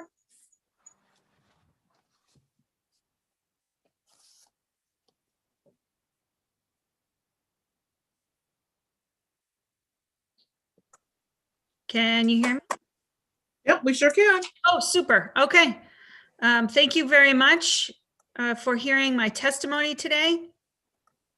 My name is Representative Deborah Altschuler. I represent Stratham, Rockingham District 19, and I am testifying against House Bill 197 relative to the use of deadly force in defense of another. House Bill 197 seeks to justify murder by expanding where deadly force can be used in creating an expanded kill at will clause in our laws. This bill solves no present problems in New Hampshire, and in testimony to the House Criminal Justice and Public Safety Committee, we heard that this bill was inspired by fear. The New Hampshire law already allows the use of deadly force against another person in the following situations. First, when a person is about to use deadly force against you or someone else. Secondly, if a person is likely to use unlawful force while committing a burglary. Third, if a person is in the process of committing a kidnapping or forcible sex act. And finally, if a person is likely to use unlawful force while committing a felony against someone in their own home or on the surrounding property. This proposed law emboldens gun owners to shoot first from their car. and ask questions later. It empowers nervous gun owners to execute a person with legal justification based on a feeling, not on facts. This bill makes the person shooting a jogger from inside their car free to go because the shooter can claim that they felt threatened. This bill turns frustrated road rage into murder scenes. This bill gives permission to escalate any perceived uncomfortable encounter to murder. House Bill 197 protects vigilantes and promotes unwarranted aggression. These laws give anyone with a gun more permissive rules than engagement in America's military has. Proponents have said that this bill is necessary to prevent crimes, but it is a disregard for the safety of our communities where anyone with a gun can declare themselves judge, jury, and executioner for what they think, for what they perceive, or what they assume could be a felony crime, and then later find out that they have been charged with murder. This proposal introduces a broad application of deadly force into spaces where perception trumps reality, and I respectfully ask you to find House Bill 197 inexpedient to legislate. I thank you very much for your time. Thank you very much for your testimony, Representative. Are there any questions for Representative Altshuler? Senator Gannon? Hi, thank you, Representative, for taking my question. You were saying it would give vigilantes where they have a feeling that they're in trouble. The bill reads where deadly force is used against them. They could protect, like my wife in a car. If someone was shooting at her, I could shoot back. That's the way I'm reading it. I'm not reading it as fear or apprehension. Am I wrong? Well, it says on line 3, part D, is likely to use any lawful force in the commission of a felony against a person in a vehicle, dwelling, or its curtilage. So that's the justification. Line 1 is justification, physical force in defense of a person. So, I mean. Okay, I just don't read it that way, but thank you.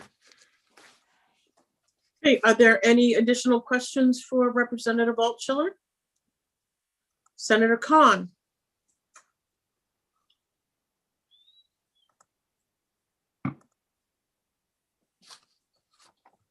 Senator Khan, you're.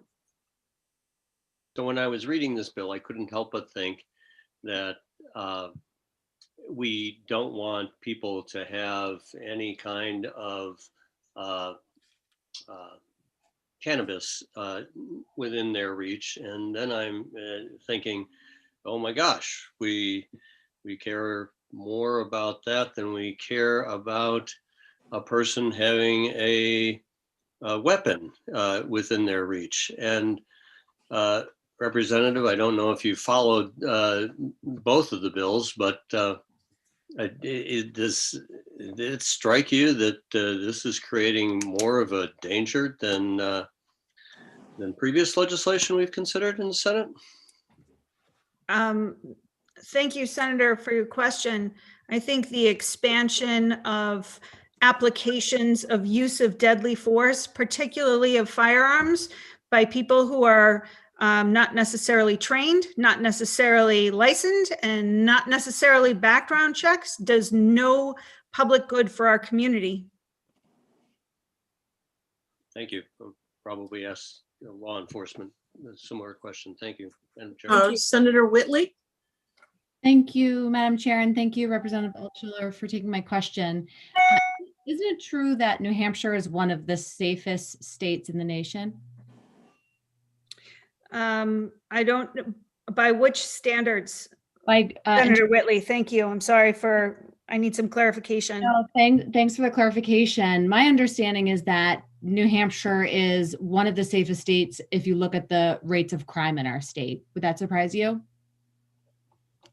I know that in terms of violent crime, there are certain statistics. There are, I would respectfully disagree that New Hampshire does have a considerably high percentage of sexual violence.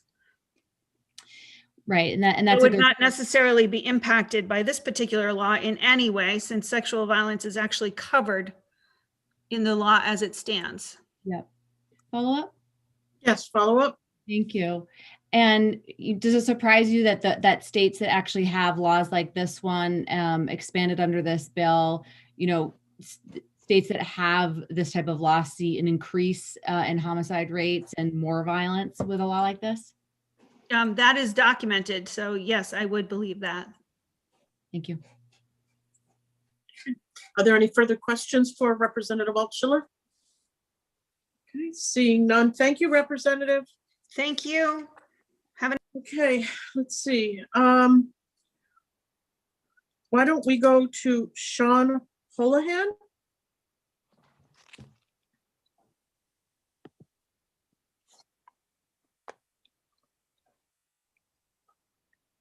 I'm not seeing them on here. If they could virtually raise their hand if they're under a different name, or press *9 if they're calling in by phone.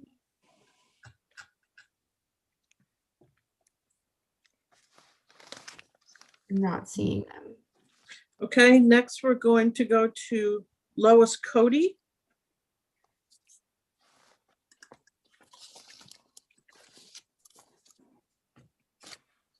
Good afternoon, Ms. Cody. Hello. Chairman Carson and committee members, thank you for this opportunity to testify in opposition to House Bill 197. My name is Lois Cody. I am a resident of Manchester, a volunteer with Moms Demand Action, and I'm speaking today to urge you to oppose House Bill 197. I am going to skip over the initial part of my testimony as Representative Altschuler addressed a good part of it. I will just add that as a retired child and family mental health counselor, I'm paying close attention with great concern to the escalating level of depression, anxiety, suicidal ideation, and suicides, particularly among those age 18 to 24. There have been reports during the entire past year of increased suicides and attempts by way of the CDC, NPR, WebMD. Passage of House Bill 197 could lead to an increase in public shootings and killings, creating even greater stress, anxiety, and depression among groups of people who grew up already having to live with lockdowns at school and drills. To add this kind of fear of possibly being hit or killed by a stray bullet anywhere at any time, it's an outrage. Does it not go against the principles that are expressed by the first phrase in Article 3 of our own New Hampshire Constitution Bill of Rights, which reads, "When men enter into society, they surrender up some of their natural rights to that society in order to ensure the protection of others," adopted June 2nd, 1784. It's alarming to see legislation come up year after year that weakens or repeals any existing common sense gun safety laws we have in New Hampshire regarding firearms. Responsible gun owners see the need for reasonable gun laws and regulations. We see the gun violence that kills more than 100 people in the US every day, and the more than 230 people who are shot and wounded, and we know there are measures that can be taken to reduce gun violence.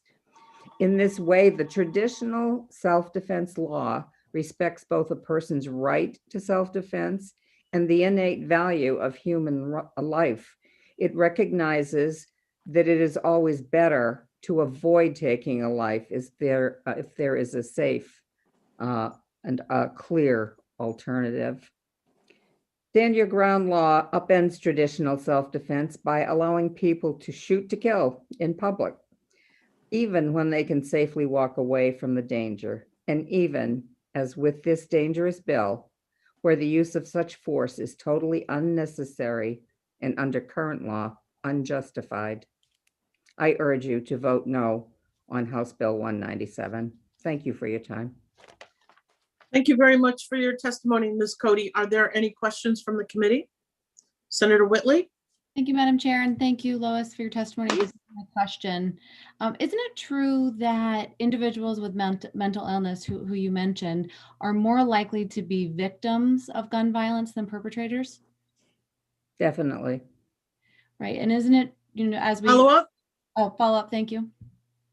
Thank you, Madam Chair.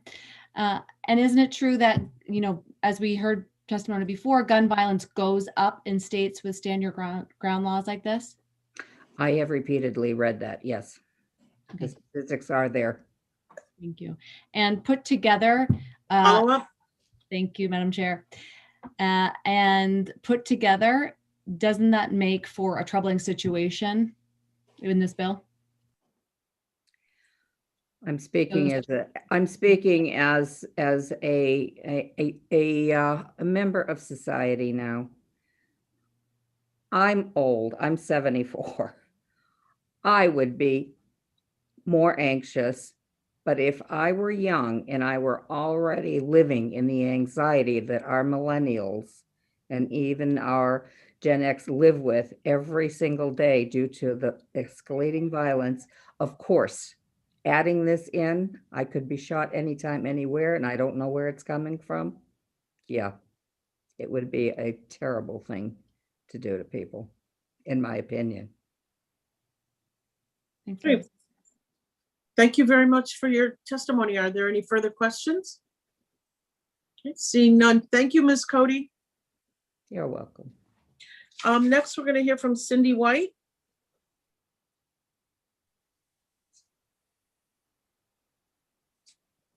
Good afternoon, Ms. White.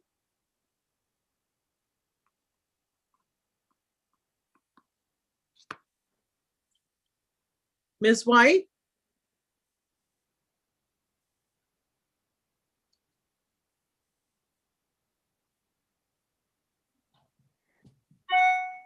She is unmuted.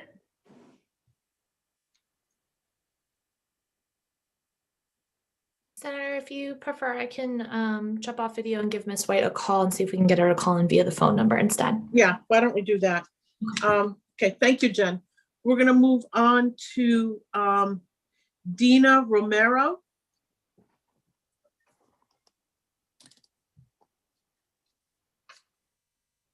I know everybody begins by saying, can you hear me?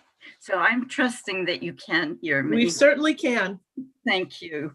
And thank you for this opportunity. My name, as you said, is Dina Romero, and I am a resident of Hanover, New Hampshire. I was born here, raised here, and although I have left New Hampshire, I have lived most of my life in New Hampshire. I am opposed to House Bill 197. And I have a few thoughts, actually a few questions for your considerations on this bill. First of all, is this bill necessary in New Hampshire? If yes, then why is it necessary? Is it so dangerous in New Hampshire that we need to carry firearms for protection? For our safety in New Hampshire, do we need to rely on vigilante justice? Number two, the words "is likely to use any lawful force" from the bill relies on the perception of the gun owner. Have you researched situations in this country where that perception was incorrect? Where an innocent person was killed when in reality he or she was not threatening anyone, when he or she was simply jogging in a neighborhood where the shooters believed the person didn't belong, or he or she was just playing loud music in his or her car. Number three, how can law enforcement arriving on a scene where a deadly weapon is drawn know who is the perpetrator and who is the victim? According to an Associated Press article from February 21st, 2021, Supporters of this bill referred to last summer's demonstration as their rationale. Last summer, there were many peaceful Black Lives Matter protests following the death of George Floyd. Is this bill motivated by fear of peaceful Black Lives Matter protesters? And does that fear give you the right to use deadly force against a protester exercising his First Amendment right? The facts are that stand your ground laws increase homicides and do not deter crime. I would ask you to reject or oppose this bill. Thank you for your time and for letting me testify. Thank you very much for your testimony, Ms. Romero. Are there any questions from the committee? Okay, seeing none, thank you again. Thank you. Were we able to get in touch with Ms. White? Yes, she's here by phone number. I can bring her in if you'd like. Why don't we go ahead and do that?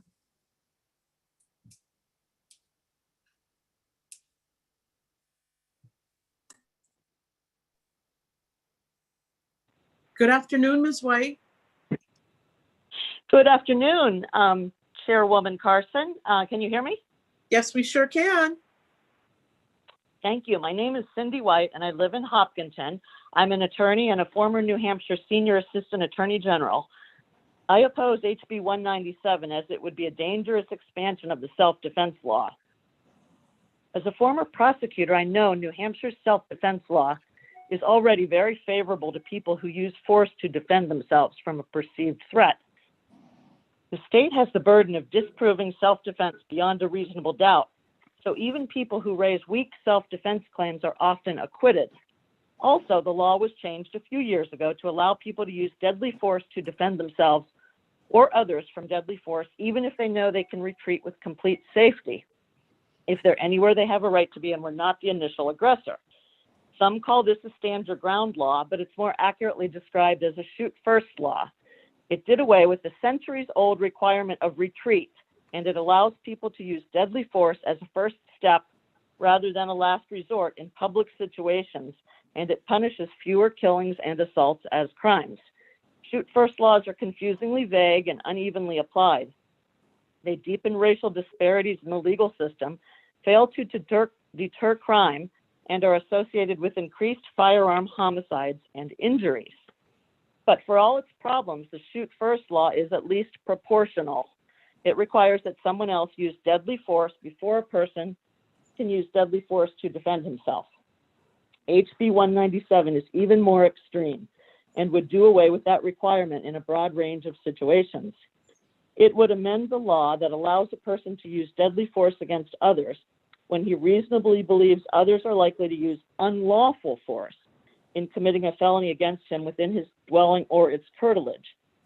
This is the castle doctrine, which allows a person to use deadly force in response to less than deadly force within his home or curtilage without first retreating. This is a narrow exception to the usual requirement in self-defense law of proportionality, and it's justified by the idea that a person shouldn't have to retreat from force in his own home because there's no safer place to retreat to. But HB 197 would expand the castle rule far beyond a person's home, and it would allow the use of deadly force when a person reasonably believes that unlawful force, and the key is unlawful force, not deadly force, is likely to be used in committing a felony against anyone in any dwelling, curtilage, or any vehicle.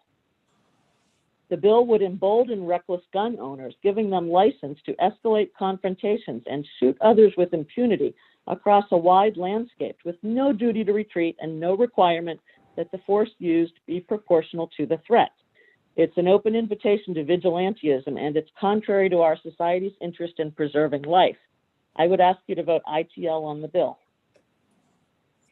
Okay, thank you very much for your testimony, Ms. White. Are there any questions for Ms. White? Senator Khan. Thank you, Madam Chair, and thank you, Ms. White, for being present today. I got to sort through just what this bill is doing. We already have a Physical Force in Defense Act in Chapter 627. Is that correct? Yes, but well, all of the different parts of the self-defense law are in RSA 627:4. That would include the one that sometimes people refer to as stand your ground. That would include this castle doctrine that this bill is trying to amend, and it would include some other parts too. And the follow-up? Yes, thank you, Madam Chair. I will follow up with this one, maybe one more. The point here is that this is expanding it by adding the words "in a vehicle," right? Yes, it's expanding it by adding the words "in a vehicle" and also "against anyone." In the statute as it stands now, it has to be against the person that's using the deadly force. This would be if someone's using illegal force against anyone in the commission of a felony, and also in any vehicle. That's the new part, as you said, but also in any home and any curtilage. The way it stands now, it's just the person that's thinking of using the deadly force. It's only in their home. It's a very narrow exception tailored to the justification that you shouldn't have to retreat from the use of force in your own home because you're already in the safest place you could retreat to, and there's nowhere else to be expected to retreat. This would blow that wide open and way past that narrow justification and expand it to all vehicles, all dwellings, and curtilage, which is the area around any dwelling. That would be apartment buildings, any house, any vehicle. And it would, the key point I'm trying to make is not only that it removes the proportionality requirement. So this authorizes someone to use deadly force when someone is using less than deadly force. They're only using unlawful force, which could be just, pushing someone around, roughing someone up. This allows somebody to pull out a gun and shoot them. It's like the Wild West or something. I think you've answered my questions. Thank you very much. Senator Gannon? Thank you. Thank you for taking my questions. Just because you've had such specific knowledge being an assistant AG. So you're saying that if I had a wife or daughter and I had Trump stickers on my car and someone pulled her out, my wife or daughter in the passenger seat, and they were starting to assault her, you'd say I don't have the right to defend her? I would say you might have that right already without this change to the law under the what some people call the stand your ground law, because that allows you to, let me just find my notes,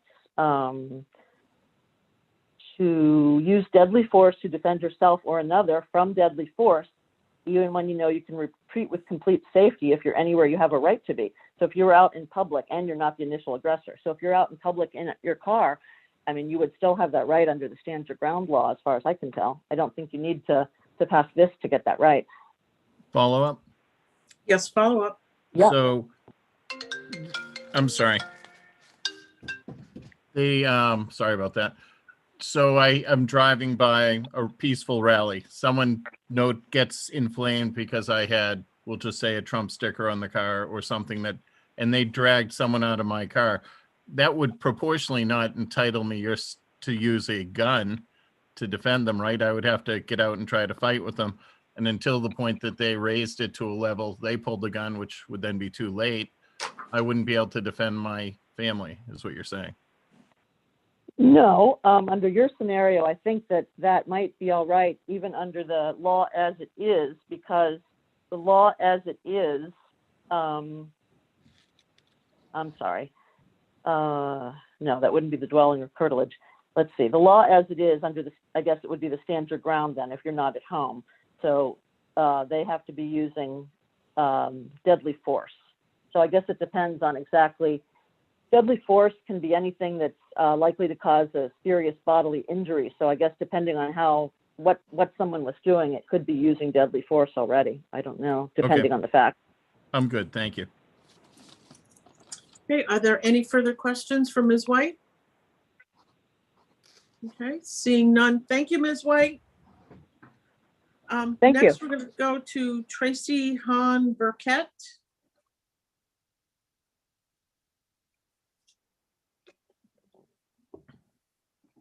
Can Good you hear me? afternoon. Yes, we can. Good afternoon, Ms. Burkett. Great, thank you. My name is Tracy Hahn-Burkett, and I'm the leader of the Gun Violence Prevention Working Group of the Kent Street Coalition, and I live in Bow. Thank you for giving me the opportunity to address the committee today. HB 97 is, among other things, I'm going to focus on this, an invitation to escalate road rage incidents to a more dangerous level than that which they already hold. I cannot understand why anyone, let alone a legislature holding the safety and welfare of the people of this state in its charge, would want to do that. Take an already tension-filled incident like a car accident or a situation where one driver does something to anger another, and make it easier to excuse the use of a firearm in that incident, and you've created a more dangerous, possibly deadly situation. I'll give you a recent real-life example. In May of 2020, a man was teaching his son to drive in downtown Manchester. Another car cut them off, and the student driver beeped his horn. In response, the person in the passenger seat of that other car waved a baseball bat out the window. Both cars turned, and then after the turn, the two cars found themselves side by side. Then the individual who had the baseball bat exited his car, crossed over to the passenger side of the car where the father was sitting, and beat him with the bat. The father, as you might imagine, sustained injuries from the beating, but he survived. So what would have been the result if the other party didn't have a bat, but he had a gun? What if he had said, oh, I felt threatened because the other car turned with me and I thought they were after me? It's not hard to see how this goes even worse than it did. And someone in this situation uses this vehicular extension of stand your ground to escape responsibility. Now, I'm very aware that some supporters of this bill will say, well, if the father had had a gun, he would have been able to defend himself. But I'm going to point out that in that case, you're looking at a minimum of one dead person and maybe more than that. And I'm arguing it's better not to offer incentives to people to shoot other people in the first place. And as you've already heard, if it's truly an act of self-defense, RSA 627(4) already covers it, and this bill is not necessary. So I'd like to close by leaving you with a couple of statistics. A AAA Foundation study looked at more than 10,000 road rage incidents over 7 years, and they found that those incidents led to at least 218 murders and more than 12,600 injury cases. And the reason that drivers gave for all of this violence were often very trivial. She wouldn't let me pass. They kept tailgating me. Or as one driver who was accused of attempted murder explained, he practically ran me off the road. What was I supposed to do? Why on earth would you want to pass an invitation to make that violence even worse? So I urge you to vote to ITL this bill. Okay, thank you very much for your testimony this afternoon. Senator Khan has a question. Thank you, Madam Chair. Thank you, Ms. Hahn-Burkett, for taking this question.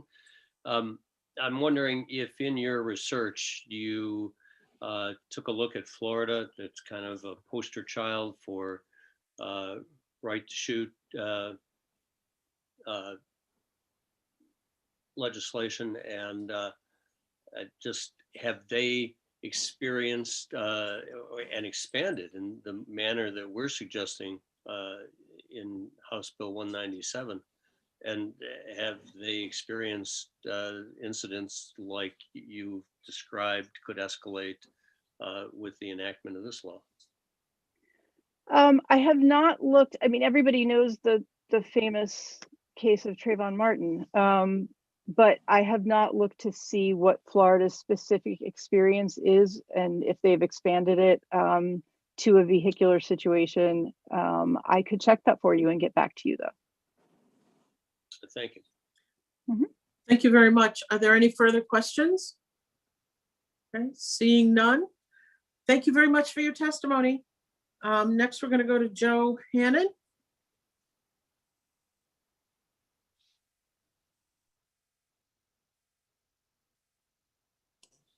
Good afternoon again. Thank you for unmuting me. And I'm back at home. I got my daughter safely from school, and I'm still not in Senator French's home. I'm the Vice President for Gun Owners of New Hampshire, and I'm testifying in support of this bill. It is a very simple change. We already have in our state law that a person is allowed to use deadly force in their home or their curtilage of their home. And a car is actually a very simple extension of that.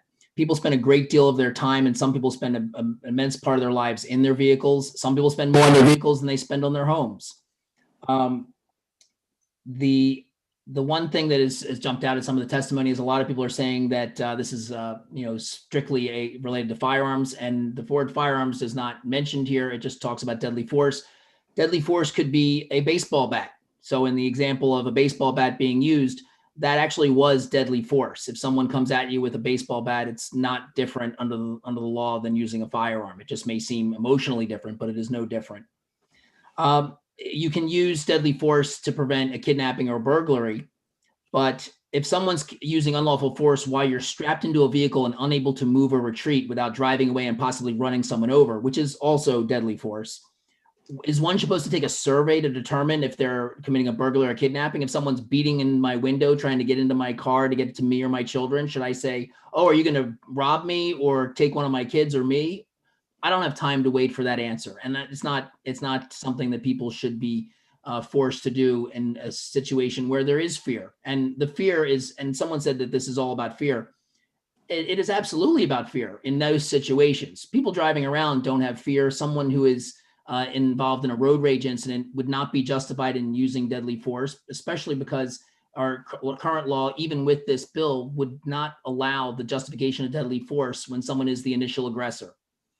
This is a defense bill, pure and simple, and it extends that defense, which we already have in current law, to someone's vehicle, which in every instance is just as important and has the same disadvantages as being in someone's home. You can't retreat while you're in your home, and it is very difficult to retreat in your vehicle when you're seat belted in, locked into four sides of the car and a roof, and you can't move. If someone was in a chair on the sidewalk and strapped down, they'd be at a distinct disadvantage. They couldn't run away. They couldn't help them defend themselves. And this is no different. So I ask you to please pass this very common sense law that is already in line with our current law in many ways. And I'd be happy to answer any questions. Thank you very much for your testimony this afternoon, Joe. Are there any questions? Senator Gannon? Good to talk to you again, Joe. I hope your family is well. You too. Question for you. Yep. Senator Whitley earlier mentioned New Hampshire being one of the safest states in the nation to live for overall safety, robberies, everything, I believe was her question to someone. Do you believe that is partly because almost half the houses in New Hampshire have a gun, and so people don't go breaking into houses in New Hampshire? I'd imagine that would be one reason. Another is, we can also look at the history of the Stand Your Ground law being passed in New Hampshire and our current Castle Doctrine. People said the same thing when they were bringing those bills up in the legislature years ago. Oh, the streets are going to run red with blood and it's going to be the Wild West. And since those laws have both been passed, we have not seen any significant change in our violent crimes or road rage incidents that resulted in death. If anything, we're still consistently in the top 3 safest states in the country for violent crimes. And the other two are Maine and Vermont, which generally have very similar laws in relations to self-defense and firearms as we do. Thank you, Representative. Thank you. Are there any further questions? Seeing none, thank you very much. Thank you. Have a good day. Kirsten, is there anyone wishing to speak that is in the waiting room? Yes, I have 2 hands raised, 3 hands raised now currently, starting with Representative Judy Aaron and Representative Max Abramson and Zandra Rice Hawkins. Okay, why don't we go to Representative Aaron?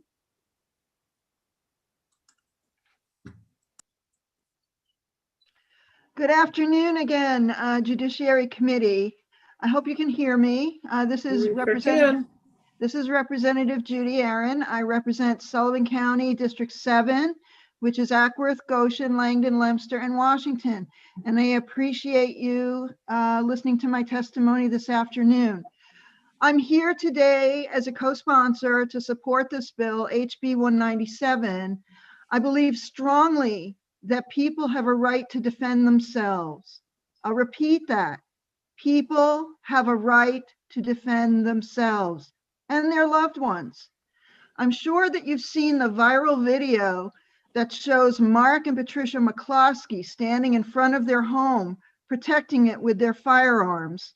They feared for their lives because of the death threats and the aggressiveness of crowds of people trespassing on their property and destroying their property. And now they're facing litigation. This is just not right. I would not like to see that happen here, but it has. In New Hampshire, maybe you recall Ward Bird, who went to prison after a person trespassed onto his property, ignoring multiple postings, and after refusing to leave, he merely brandished his gun at the trespasser and ended up going to jail. Yes, a father of four, a local farmer, Boy Scout leader, Eagle Scout counselor, respected in his town, was jailed for protecting his property. Do people have a right in New Hampshire to protect their property or not? In other places, we've seen news reports showing people being brutally pulled from their vehicles, and I think people have a right to protect themselves from that sort of occurrence. This isn't an issue of just mere road rage. It is the ability to protect oneself from violent people who will do you harm. This bill reinforces the right to protect yourself against those threats. It doesn't equate to vigilante justice or some other wild hyperbole description. Many of the people against this bill were also against constitutional carry in our state, claiming that New Hampshire would become the Wild West and there would be blood running in the streets. And that hasn't happened. The same people are saying this bill will cause innocent people to get shot. I disagree. This bill will allow people to defend themselves in a situation where their life is threatened. And we have seen those kinds of threatening occurrences in the news. And I just want to make sure that New Hampshire protects its citizens by allowing them to protect themselves and their loved ones. And that's why I hope that you're going to vote OTP on this bill. And I appreciate you hearing my testimony this afternoon. Thank you very much, Representative. Are there any questions from the committee? Okay, seeing none. Thank you, Representative. Why don't we put through Representative Abramson next, and then we'll do Zandra Rice Hawkins.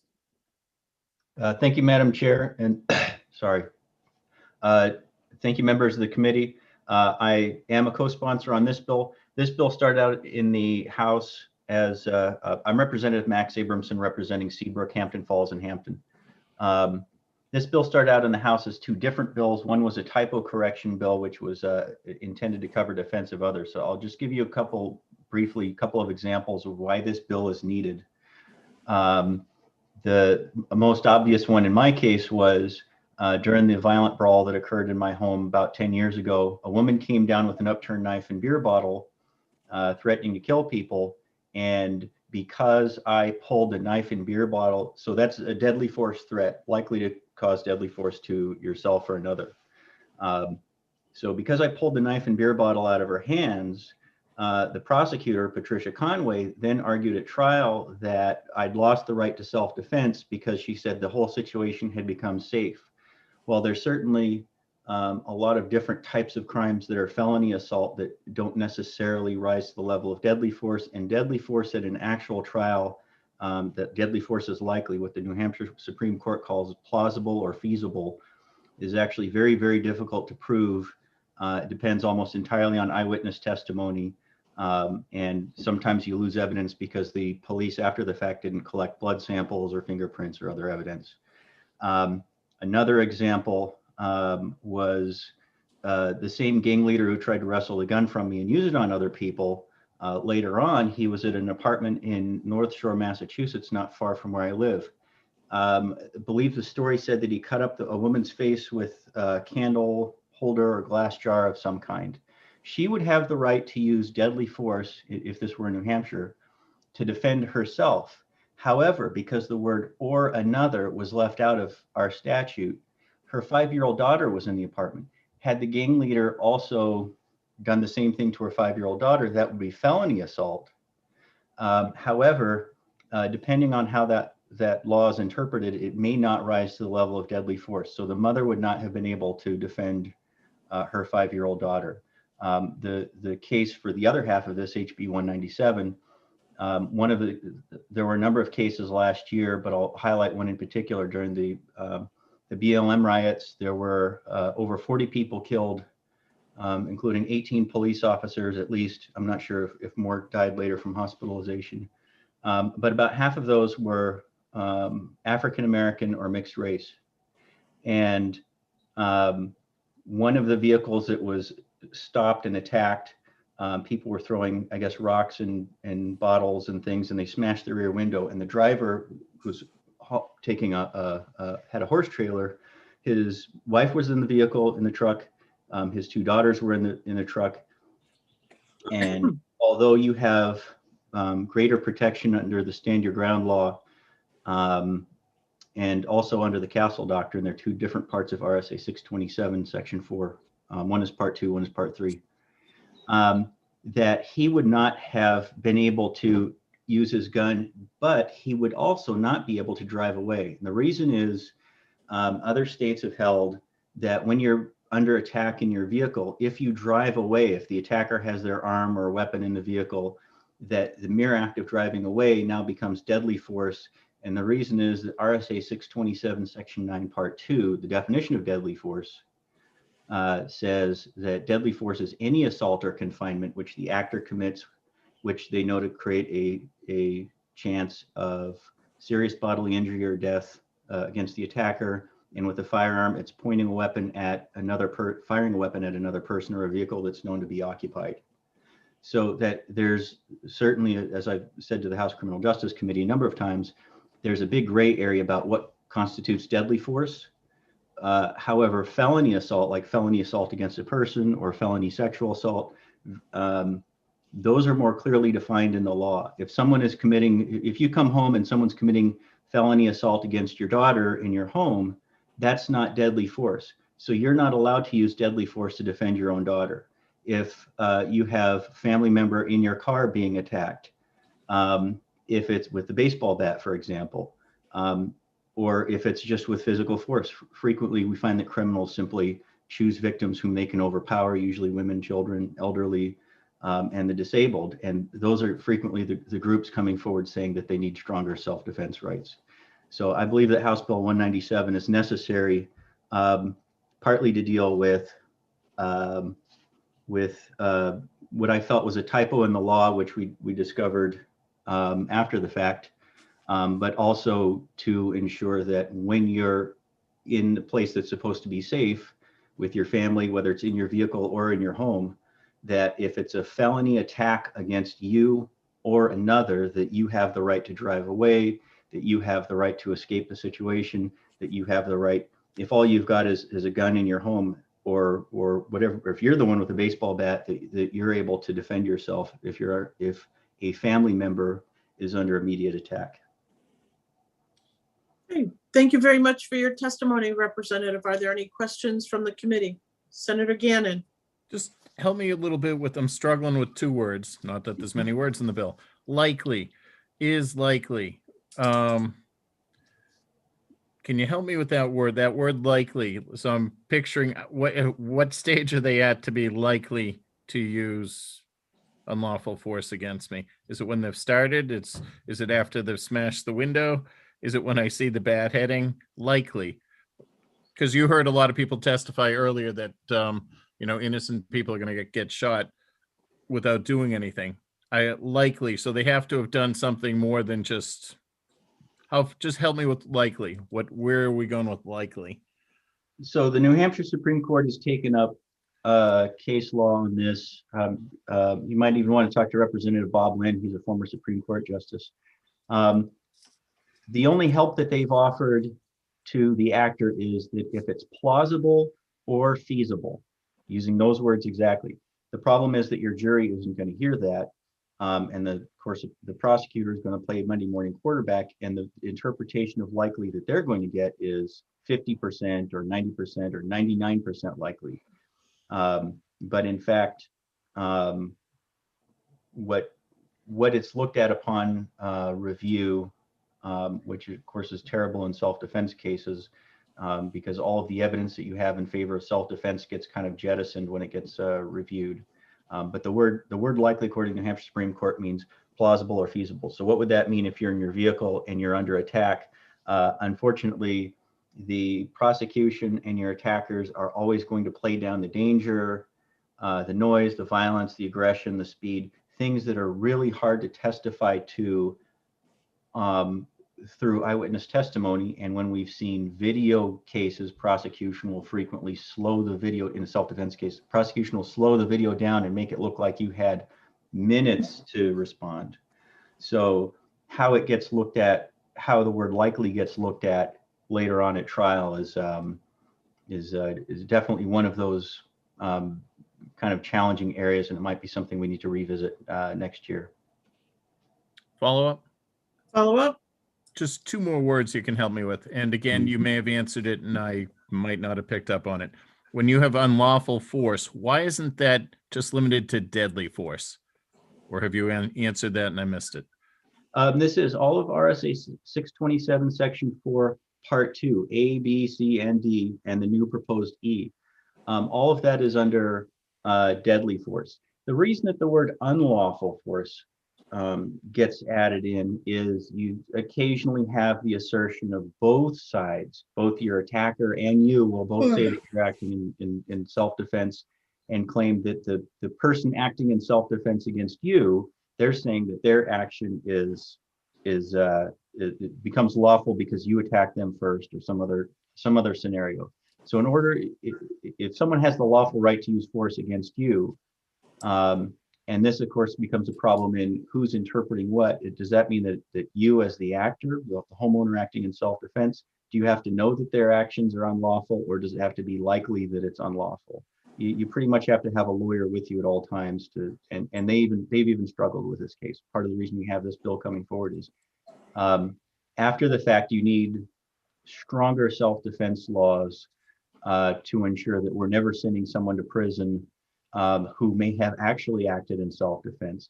Unlawful force is kind of a way of kind of cutting off this circular reasoning and saying, okay, for you to act in self-defense, you've got to know that the person using force against you is doing it unlawfully. Thank you, Representative. Are there any further questions for Representative Abramson? Okay, seeing none. Thank you very much, Representative. Thank you. And let's hear from the final speaker, Zandra Rice Hawkins. And we do have two more hands raised now after the speaker. Okay, well, we'll get there. Okay, good afternoon, Ms. Rice Hawkins.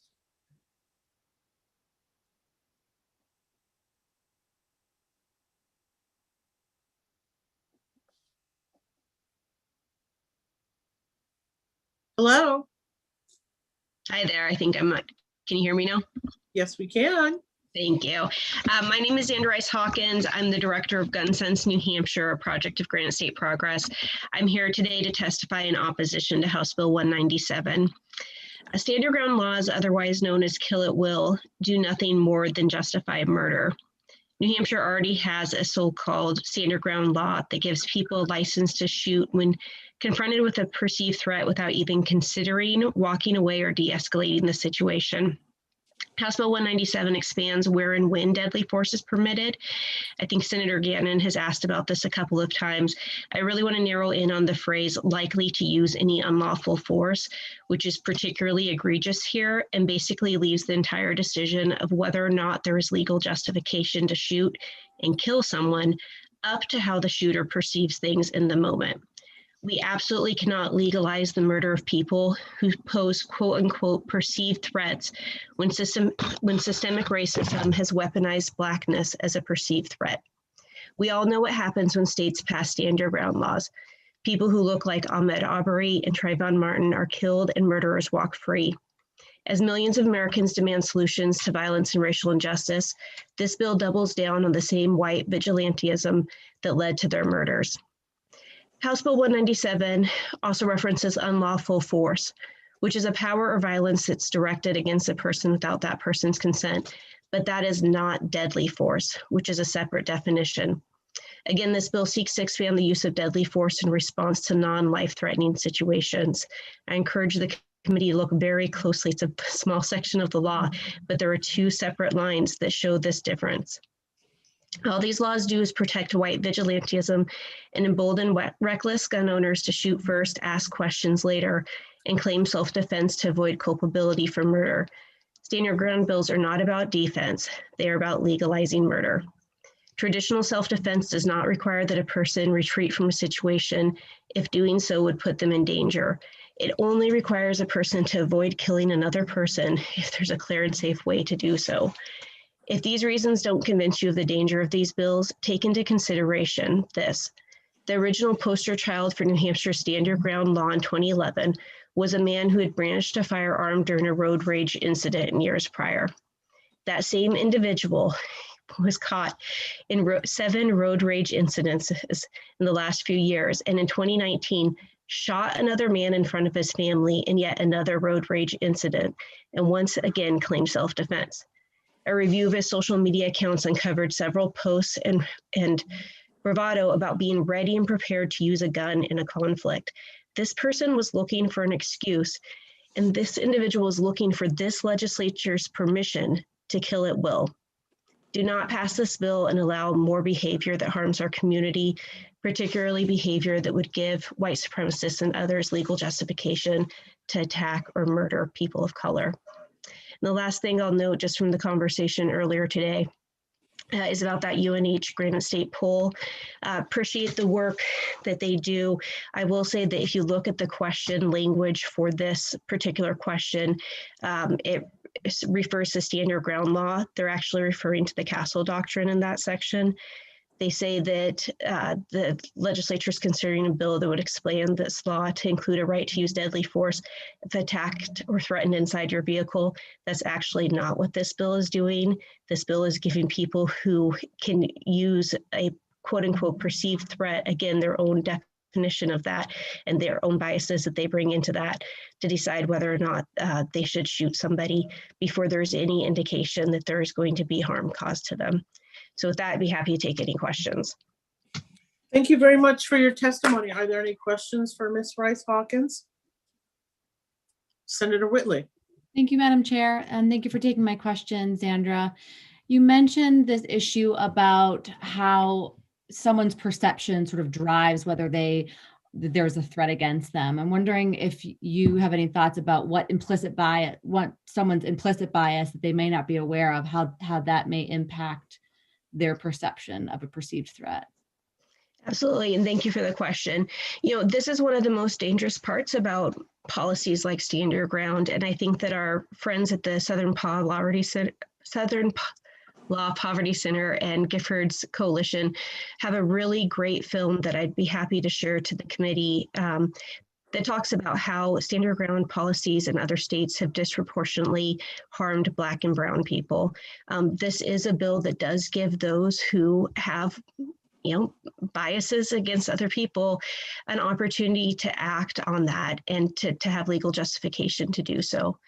And I mentioned in the House hearing, this doesn't have to be that you have, while we've seen these used certainly in racist context, there's a lot of other things that people bring to situations. I talked about how, as a woman, when I leave a building late at night in the dark, I carry my keys with my keys out between my fists, and every woman who has ever walked in a dark parking lot knows that you're hypersensitive to your surroundings.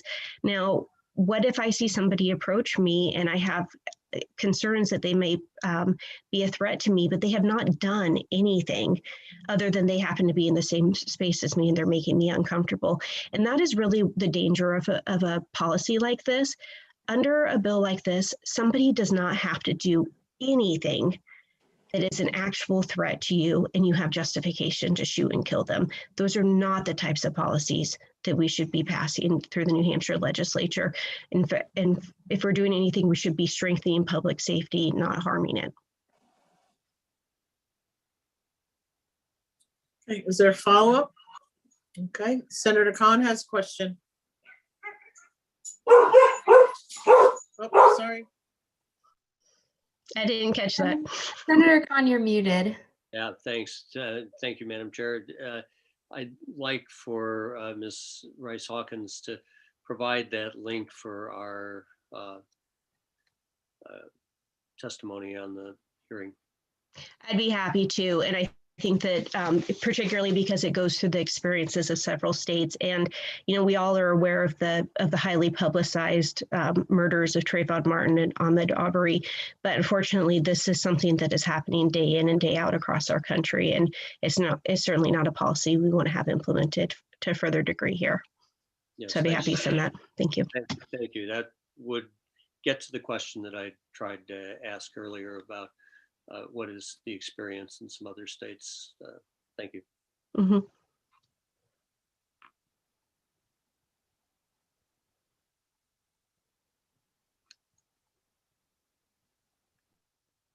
Sorry, I had to step away for a few minutes. The dogs are barking. Are there any further questions for Ms. Rice Hawkins? Okay, seeing none, thank you. Kristen, could you put through the next person? Sure, we have J.R. Howell. Okay, why don't we put through Mr. Hole? Good afternoon, members of the committee. Former State Rep J.R. Hole, Town of Dunbarton, testifying in favor of House Bill 197. You've heard a lot of testimony on both sides. I do want to point out the difference between being at home and trying to defend yourself when you have the ability to escape more easily and being in the confines of a car where you're potentially seat belted in or behind the steering wheel is huge. And this bill is just a very reasonable and logical expansion to allow someone to protect themselves in the event of, and I want to quote the bill, a felony level offense. This is not just someone coming along and calling you names. The language here is in the commission of a felony offense as the standard. So I would ask that you would pass this bill. It's a reasonable extension of what's been done already. And then lastly, since Stand Your Ground has passed in 2011, the violent crime in New Hampshire has continued to drop. It was closer to 230 violent crimes per 100,000 people, and it's now down about 150. This is showing that these type of laws do work. Thank you. Senator Gannon, I think you're going to take over for a couple minutes. Oh, okay. Does anyone have any questions for Representative Hall? Representative, are you still there? I am. So here's where I'm at. And I understand if someone was in the process of smashing that baseball bat and dragging my wife out, they're in the process and they're using deadly force. My problem is I'm afraid that you're getting further from that with the likely, and I know you're saying a commission of a felony, but if someone throws a baseball at my car, well, I want to be real safe that if I give anyone the authority to shoot someone, that I'm 100% sure that that person was in the process of using deadly force against someone in my car. Correct. So the section of law that's being changed here, right? Yep. Is not changing the word likely. It's not changing the word unlawful force. Is not even changing the word commission of a felony. Yep. It is in fact just adding the addition of a person in a vehicle. So what has been standard policy for almost a decade at this point, I believe it was passed in 2011, is the commission of a felony raises the bar to the point where someone is entitled to protect themselves.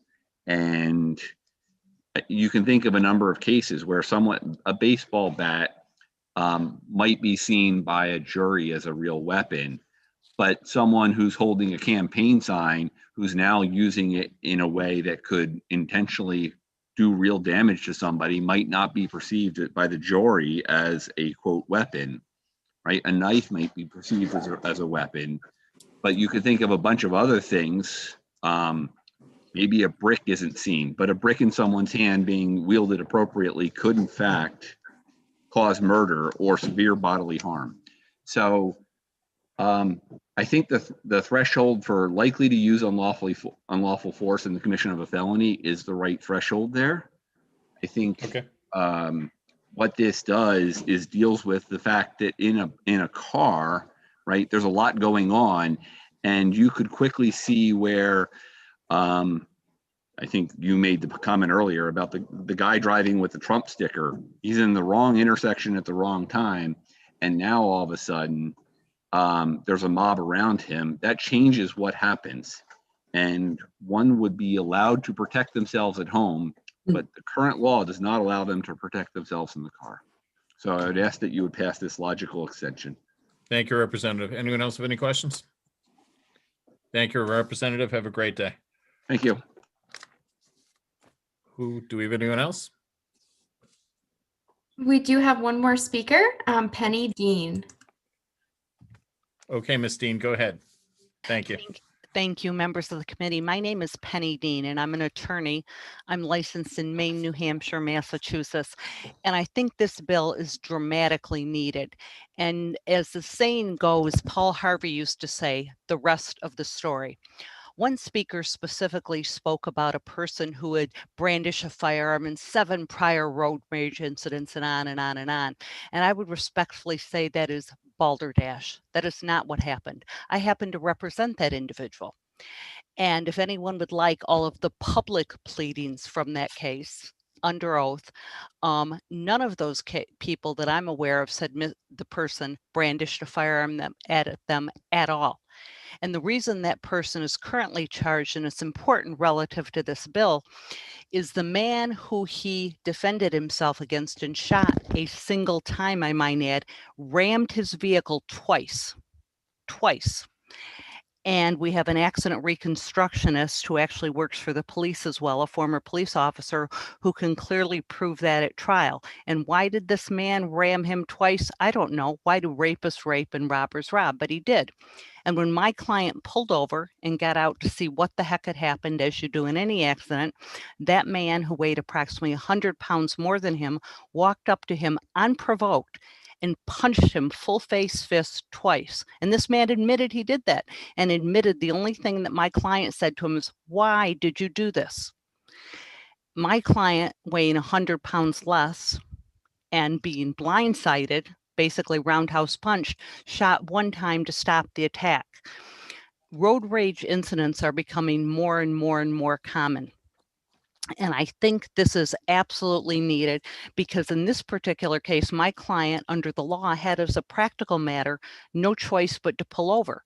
As you know, in this state, if you're involved in a motor vehicle accident with a certain amount of damage, you're required to report it and you're required to exchange information. And he did just that. And so a person's vehicle anymore, other than pre-COVID, we spent a lot of time in our vehicles. We do spend a lot of time in our vehicles. And I think that this is necessary to allow a person to further engage in what's called affirmative defenses. And as a practical matter, our self-defense laws are not strong enough because my client, who has 0 criminal history, in other words, there's no criminal convictions against him, has been sitting in jail 2 years pre-trial. 2 years. Without being given bail because of allegations like this. And I think it's important to look at this and say this could happen to any one of us. My client was afraid that if he didn't defend his life, not only could this crazy man kill him, but he had 3 minor children in the car that he could go after next. And so you have to ask yourself, how many of you have seen or heard people with road rage and bad behavior in a vehicle? And do you believe just because that person's driving, they have less of a right to defend themselves or other people than if they're in your home? And I would respectfully say to you that you don't, that you need this bill, that when you talk about unlawful force, in this case, the other man didn't have quote unquote a weapon, a traditional one other than his fist. And when a person weighs approximately 100 pounds more than another, that's a huge disparity in force. In boxing, in wrestling, in all sorts of sports, the differential in classes is usually 7 to 10 pounds. And if a person wrestles or fights 1 or 2 classes up, that's considered to be a big deal and a big disadvantage. And so when you look at the jury instructions that a jury is going to get and the instructions a judge is going to get, do you want people to be unprotected as a matter of law in their vehicle to a certain degree? And I think you don't. And I respectfully say, if anyone's interested in this case, I'll happily send them all the pleadings, because when Mr. Brown's acquitted at trial, and I presume he will be, you're going to find a case where this is Exhibit 1 of laws that don't protect citizens enough, not the opposite, but Exhibit 1, that people should have a right. How many times do you get to be rammed and struck before you have a right to defend your life? And so I'm happy to take any practical questions. Thank you, Attorney Dean, for your testimony. My condolences for all those bar fees you have to pay with, what, 4 or 5 states there? That's too many. I do have to 2, pay a it's lot. way more than enough. Does anyone have any questions for Attorney Dean? Senator Khan. Thank you, Senator. And Ms. Dean, thanks for reminding us of that case. I think I'd heard that once before. Which part of 627.4 are you using as a defense for your client? We have raised several, but we raised most particularly unlawful force, and I wanted to pull up the exact language that we used because I don't want to end up telling a story here.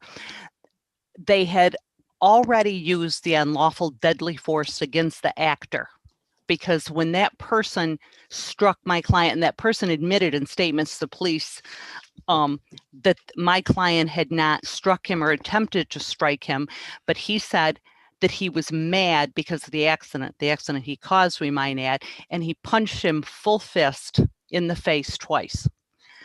And his answer was, the other person answers, my client pulled in front of him and slowed down. First, he said he pulled in front of him, then stopped. And then when the evidence didn't support that, he said, he pulled in front of me and slowed down. So probably he's going to give 10 more things. But the bottom line is that isn't enough for the court, because a man who has 0 criminal history with 3 children has sat in jail for 2 years pre-trial. That's a long time, without seeing your family. So to answer your question, we used, among others, 627.4, Roman numeral 2A. But we also use defense of others with his children. But even then, with him admitting he punched him enough, they're saying, well, punching isn't the same as shooting. Well, if it knocks you down and knocks you off, a single punch has killed people before. Thank you, Attorney Dean. Do you have any further follow-ups, Senator Khan? No, thank you. Thank you. Thank you for the. Anyone else in the committee? Any questions? Harold had his hand up, but no. Okay. Thank you, Attorney Dean, for your testimony today. Thank you. Kristen, Thank you. Anyone else with hands up? That is all the hands up that I see. Okay. Thank you, Senator Gannon, for stepping in. The dogs were barking and I had to let them out. I'm going to go ahead and close the hearing on House Bill 197. Is there any, just to announce, there were 11 people signed up in support and 155 were opposed. Oh, pretty close. Yeah, pretty close. Okay, is there any further business that needs to come in front of the committee? Okay, seeing none, I will entertain a motion to conclude our business for the day. So moved. Moved by Senator French, seconded by Senator Khan. Okay, is there any discussion on the motion? Okay, seeing none, I will go ahead and call the roll. Senator Gannon? Yay. Senator French? Yes. Senator Khan? Yes. Senator Whitley? Yes. And Senator Carson, yes. Thank you all for tuning in today and watching us as we had the public hearing on these two bills. We appreciate you being here. And many thanks to Jenny, our committee secretary, and to welcome Kirsten, someone who's going to be helping us as we finish the rest of the year. So that being said, thank you all very much this afternoon, and take care, and we will see you all on Thursday. Take care. Bye. Bye.